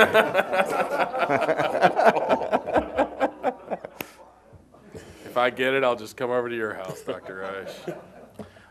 Mr. Hill, I have one last question. As we go into this framework, I know it doesn't involve that. One of the requests many teachers have had is, will teachers be able to see and make it more efficient of what the discipline has been on certain students for certain programs? So it's kind of going back to Chad, because the feedback teachers always have is, I sent this student down to the principal and nothing happened. And so teachers want to know what's occurred to the student. They want to see, or is there some type of consistency? So with that framework, is there some type of future model that we're going towards that? I think, and this just happened this year. You mentioned earlier trying to get away from paperless. We went from a triplicate referral right. I know they did that. To the online, where in this process you would file one, send one home with the student, and put one back in the teacher mailbox. Mm-hmm. Well, now the teacher does it all online, and so we're working with Chad's department to make sure that once the AP finishes their business on that side, then the teacher will be generated a response as to exactly what the outcomes were. That's wonderful, and it helps us track what's happening discipline-wise in each school better. So if there is an issue, our discipline coordinators or whoever you have in your framework can go in and really help evaluate that and say, we're not doing it to say, oh, here's what we're doing it to say, what can we do to make it better? So, Dr. Reich, looks like you have something else. Yeah, I on that note had a question. I know there was a software that we were looking at that didn't work as far as compatibility with our current systems to be able to alert teachers going forward, coaches, teachers in the next class periods, where they could see an alert that the student just got in trouble, here's what happened, here's why. So as part of an intervention system, seeing that outside software didn't work, is there anything that you're able to do or that you're working on to be able to create that in-house? Don't be creating software. That's a lot of work. That's expensive, Ann. Chad's like, please. Chad's like, sure, absolutely. That's a big part of the holistic picture. So really, as we look at any software packages, whether it's, obviously we want to push as much online as possible. and everything we're going to be about is integration. So as Yeah. we analyze existing products we have in place, hopefully they'll have online pieces of the puzzle that allow us to do that easier, more flexible, that we can integrate with what we have Yeah. in the future moving forward. Really, we have to take that as it comes. So as we analyze products, we'll make those decisions. Yeah, I just know it's a Yeah. powerful piece for a teacher in a future period to understand where this child's coming from and that they just got in trouble, here's why, and then throughout the day, all the teachers can work on this positive behavior and intervention. Absolutely. So I'm anxious, hopefully we can come up with something there. Absolutely. It is a Thanks big for all goal, this. for sure. Thanks. Great idea, Dr. Reich. If we can find some software to do that, I don't want 30 people that are programmers. That's not an efficient way to utilize tax dollars. Mr. Hill, anything else? I know this is moving forward. There's no need for us to vote even on the future. We're just moving forward, and it's for our discussion. Mr. Hill, thank you very much. Thank you. Move on to the next item, item E, student transfer report. Dr. C. Thank you, President Hogg, and we wanted to bring us a brief discussion item, our student transfer process that Chad's been working on in terms of online and accelerating that renewal of transfer. So, Chad. President Hogg, members of the board, and Dr. Cavazos, we've had a lot of discussion already tonight about online, and this very much is in that wheelhouse. I guess this is a good example of taking a manual process and trying to enhance that and make it better, make it online, make it more user-friendly and accessible for not only our parents but also our staff. So we're going to briefly go through that process tonight, kind of what our current process is and what we'll be moving forward with, and be happy to answer any questions that you have. As Dr. Cavazos mentioned, we are only addressing current student renewals. This does not impact new transfers. So this process is only the renewals of existing students at those campuses for 14-15.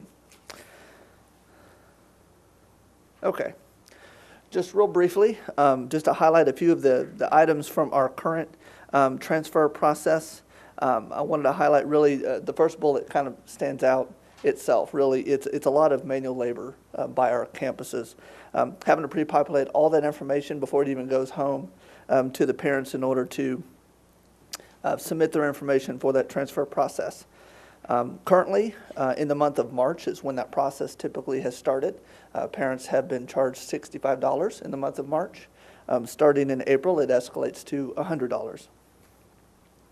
And again, the campus processing the paperwork, payment, and student information is manually inputted into Teams today.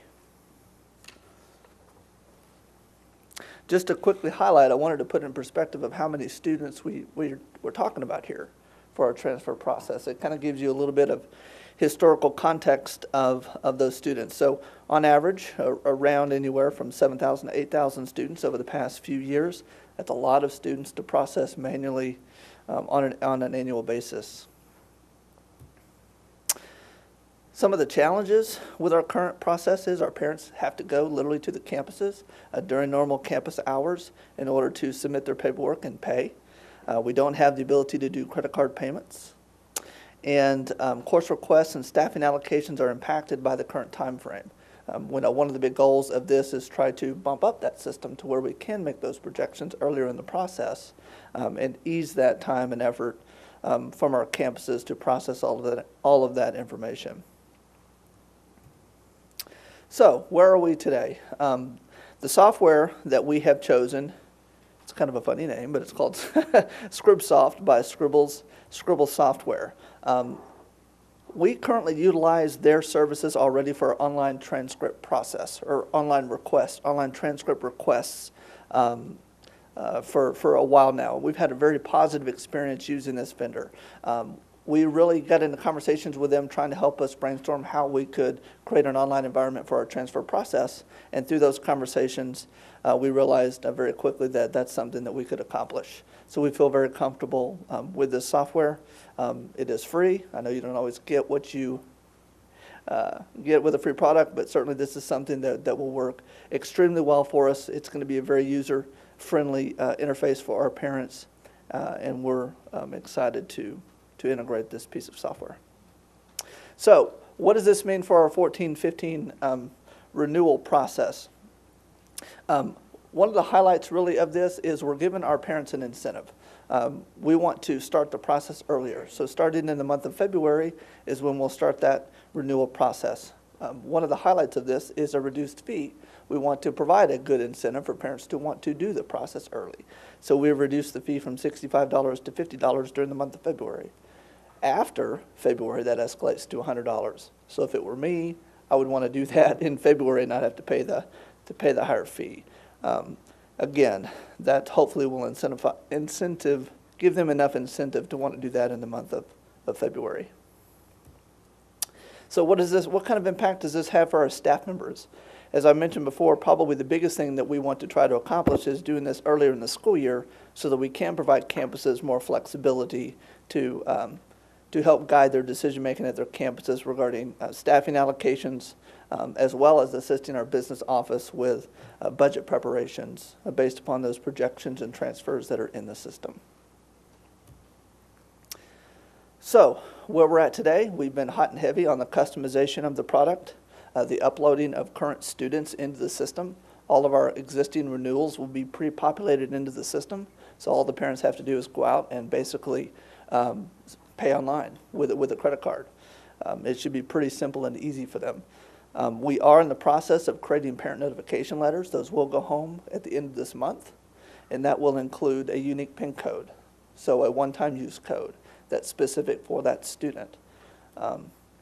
In addition to that, we also plan to send out an automated telephone call to parents around the beginning of February about this process.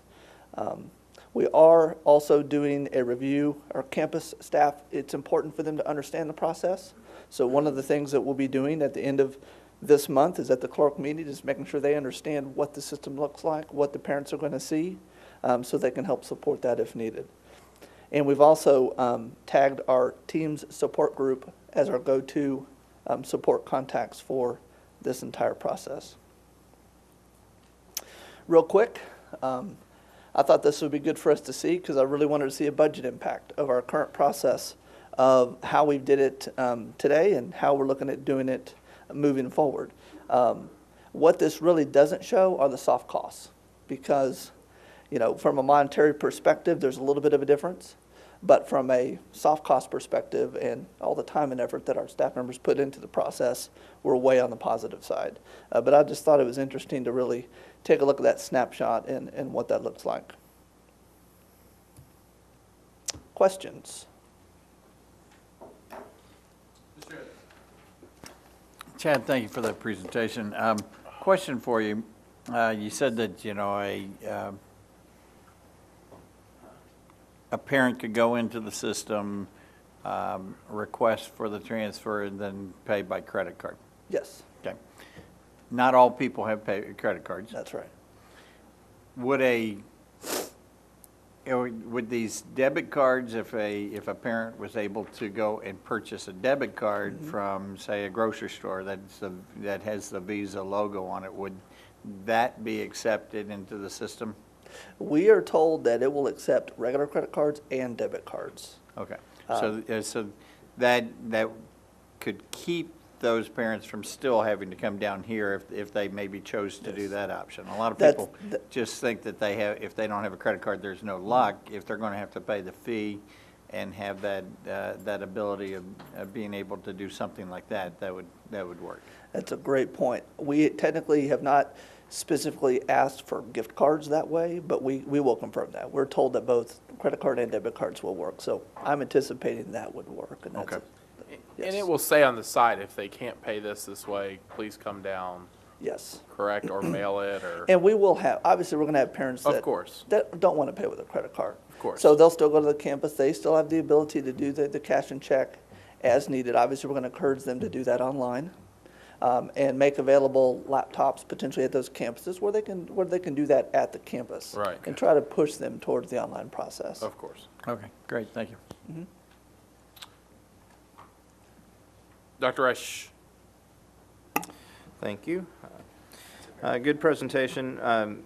Just to understand on the credit cards just a little bit more, we're not we're not going to have a merchant account. It's this company, they handle that, they handle all the credit card processing and. That's correct. And the fees, so I would assume then we're not really realizing $50 or 100, it's going to be minus. That's correct. Whatever their percentage is. That is correct. I believe it's just over a 3% transaction fee, somewhere right in there, basically. So really, Wow. the parent is paying $50. We're realizing probably about 46 of that So per that's transaction. probably why it's free, because that's where they're collecting the That- revenues. correct, Because right. they're not paying 3% as a Right. merchant. That's right. Okay, well, that's good. Thank you. Nothing's ever free, Dr. Nothing's Roach. ever free. They got to make money somehow. Mr. Pompa. And that's perfectly okay. Yeah, that's all right. That's nothing wrong with that. Chad, this is great. I think the first day you came, you started with us, that was one of the first things I told you was, the fact that we're doing all this by hand. Yeah. And I'm just looking at the numbers that you presented us here. 8,000 transfers, 8,000 times we're having to do data entry. How much time is that going to save us? That's right. In A terms lot. of productivity? So, frankly, the $70,000 difference that you have here, I know it's not that much, but to me, that's $70,000 savings to our parents that they're not having to spend here, so I think that's great. We don't need additional revenue. We have the revenue that we have from the state. We're running surpluses. We're not doing this to bring in revenue for us, but initially it was really probably just to pay for all the extra work of doing all that data entry. So this is fantastic. I mean, everything we can do to simplify the system and to make it more streamlined is great. I do have a question. If somebody begin the process, let's say they don't want to pay with a credit card, can somebody begin the process, fill it out online, save it, show up at the school and say, it's already saved, I brought a check? Does the system have the possibility to save the information you've entered? There's not a lot of information they have to submit anyway, Mhm. but you're right. I mean, they can pre-populate that information, and the transaction won't go through until they've officially Mhm. paid with a credit card. Mhm. So that would retain in the system. Okay, and then they could show up to the school and say, I'm going to pay with a check, or I have cash, or whatever. Bitcoin? Bitcoin. We're not accepting this. I'm just. Yeah, I mean, obviously, if they're not going to pay with a credit card, that would be a separate process. So They would we do cannot that. use the They would system? do that as they do it today. Uh-huh. If they're not going to pay with a credit card. Okay, so then we go back to paper if they're not Yes. paying with a credit card. That's why we really have encouraged the principals and the campuses to think about, even if they come to your campus, Uh-huh. have a laptop available, have a resource available during that window of time. That way, if they do come in, we can at least hopefully help educate them on the new process and try to push them towards the online process. But where will they go online if they don't want to pay with a credit card? So if they're not going to pay with a credit card, it has to be a paper-based system then? That's correct. I'm thinking, we might have some parents that are apprehensive of maybe doing that remotely. They may be more comfortable doing it at the campus. You just never know what those situations are. I kind of attribute that to online registration too. Mhm. Some parents are just simply more comfortable doing certain things. But as we educate them and help them understand the system, hopefully it'll become more palatable to some parents. I'm not saying that's the case, but the bottom line is if they don't want to use their credit card, they will have to go to the campus and they would do the process as we know it today. In terms of incentives, because we always go back to what we're incentivized to do, would it make sense then to stay with a $65 for if you're going to pay, with a check or something like that? And that way you have an incentive to do what Mr. Hibbs came up with. Go get yourself when you're at the grocery store, get yourself a credit card and, put it in there. That way we're still not creating any more data entry for us. Because, if they do pay us with cash or check, it does create additional labor and frankly, additional opportunities for mistakes as well. So just a consideration. But thank you. Okay. Great job. Thank you.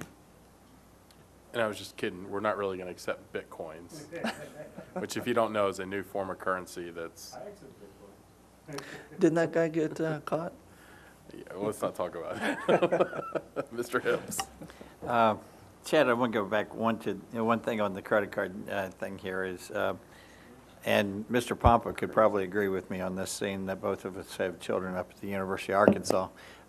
When I go on and I pay either with my debit card or directly out of my checking account, or if I choose to use my Citibank card to get my Advantage miles, and I pay my daughter's like spring tuition like I did the other day, I actually get charged the fee. The university is not being charged it. The outside vendor is actually charging the user. So are we sure that that's not the way that that's happening? Well, we are charging them a flat $50 fee. I know we are. So through this but- process, we're absorbing that transaction. Okay, we are absorbing that. Okay.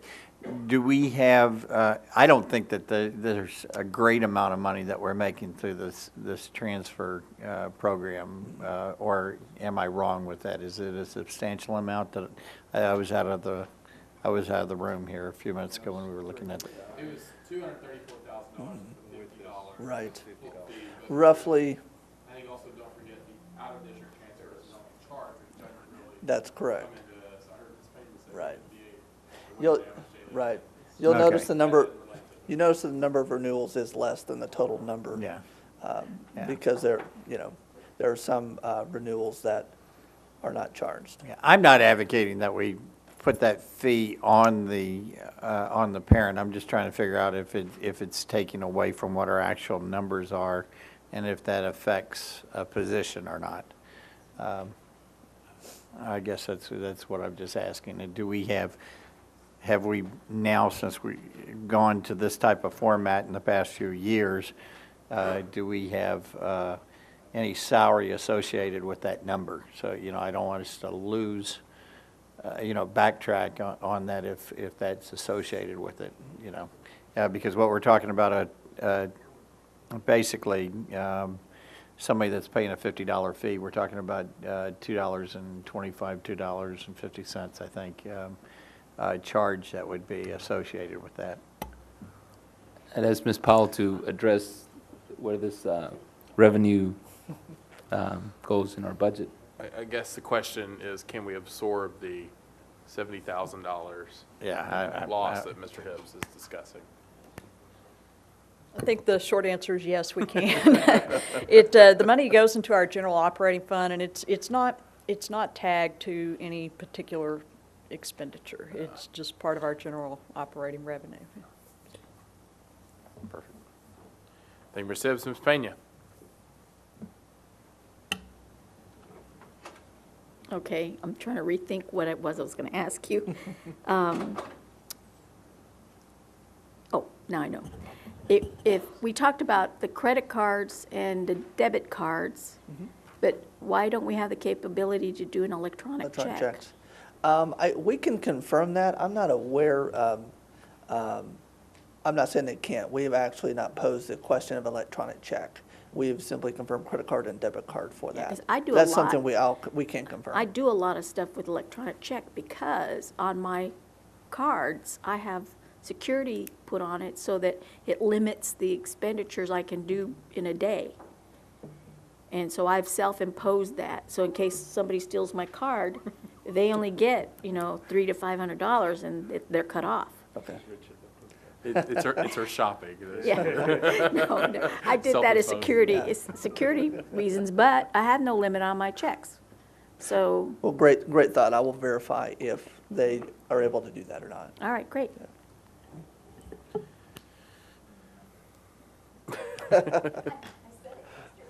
Perfect. We don't have any more questions. Do we need to bring this back for approval for the difference? I think we're ready to move forward.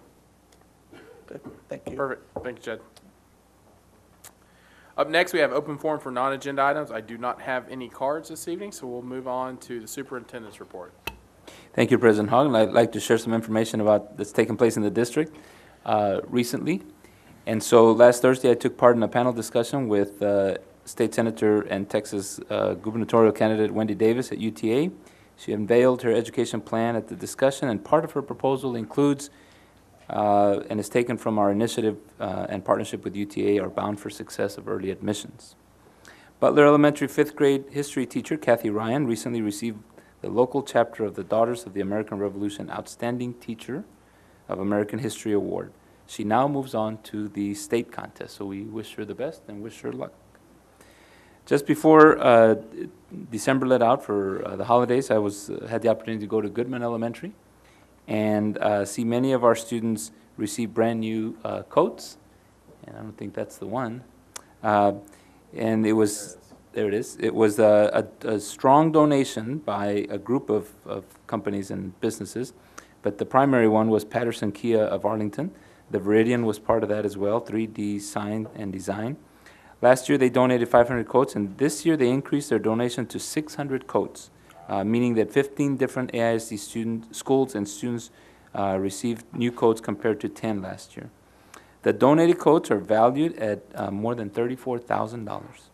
The students at Goodman were so surprised and excited that they had these new coats, and they were really very thankful of the donation that was taking place that day. In December, the AISD was notified that we were 6th in the state for funds raised this year for the jump rope for heart and hoops for heart. Our schools raised a combined $97,474 for the fight against heart disease and strokes.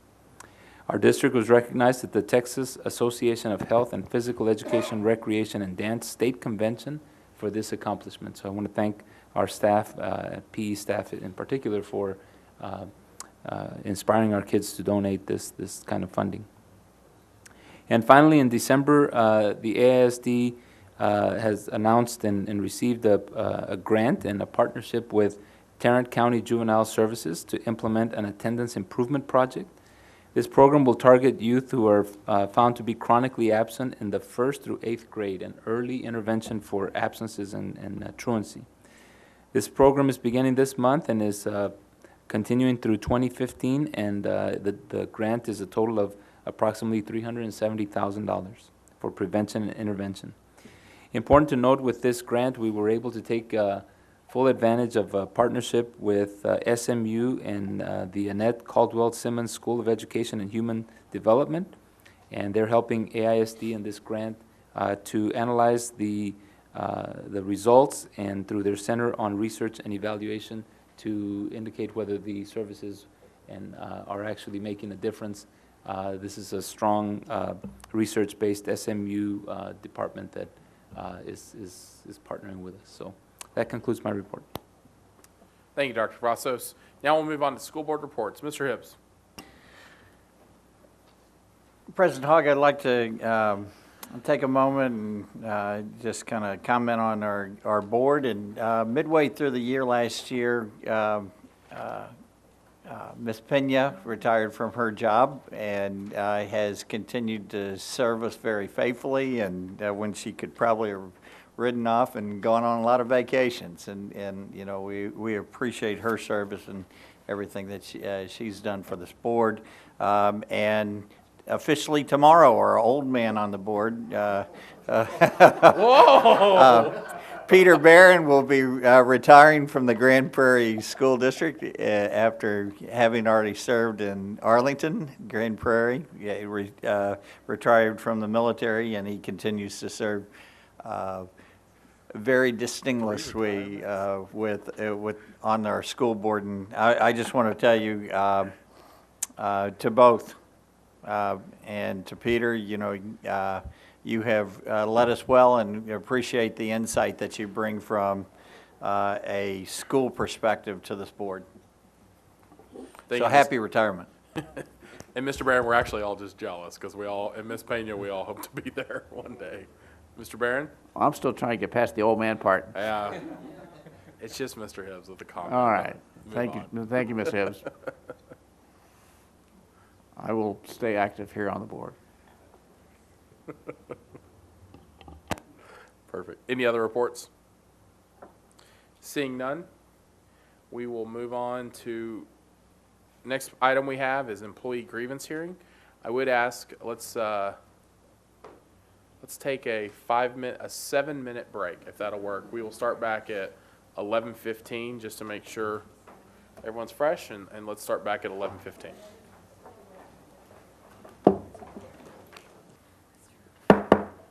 I now call this meeting back to order at 11:19 p.m. on January 16th, 2014.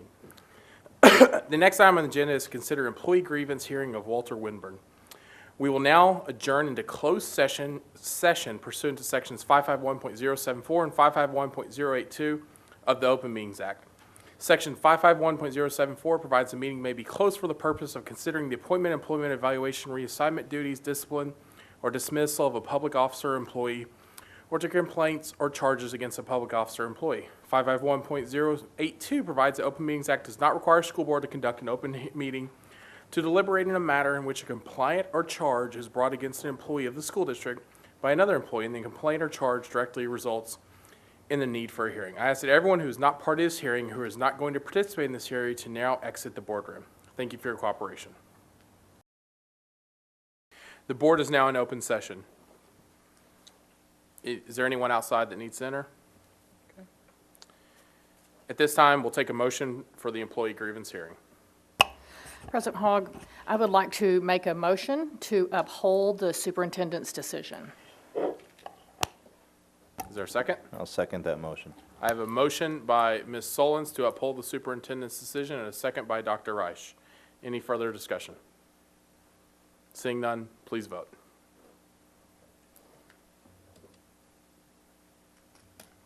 Seven trustees present, 7 trustees voting in the affirmative to uphold the superintendent's decision. That is the end of this grievance hearing, and we are now adjourned for the evening. Thank you.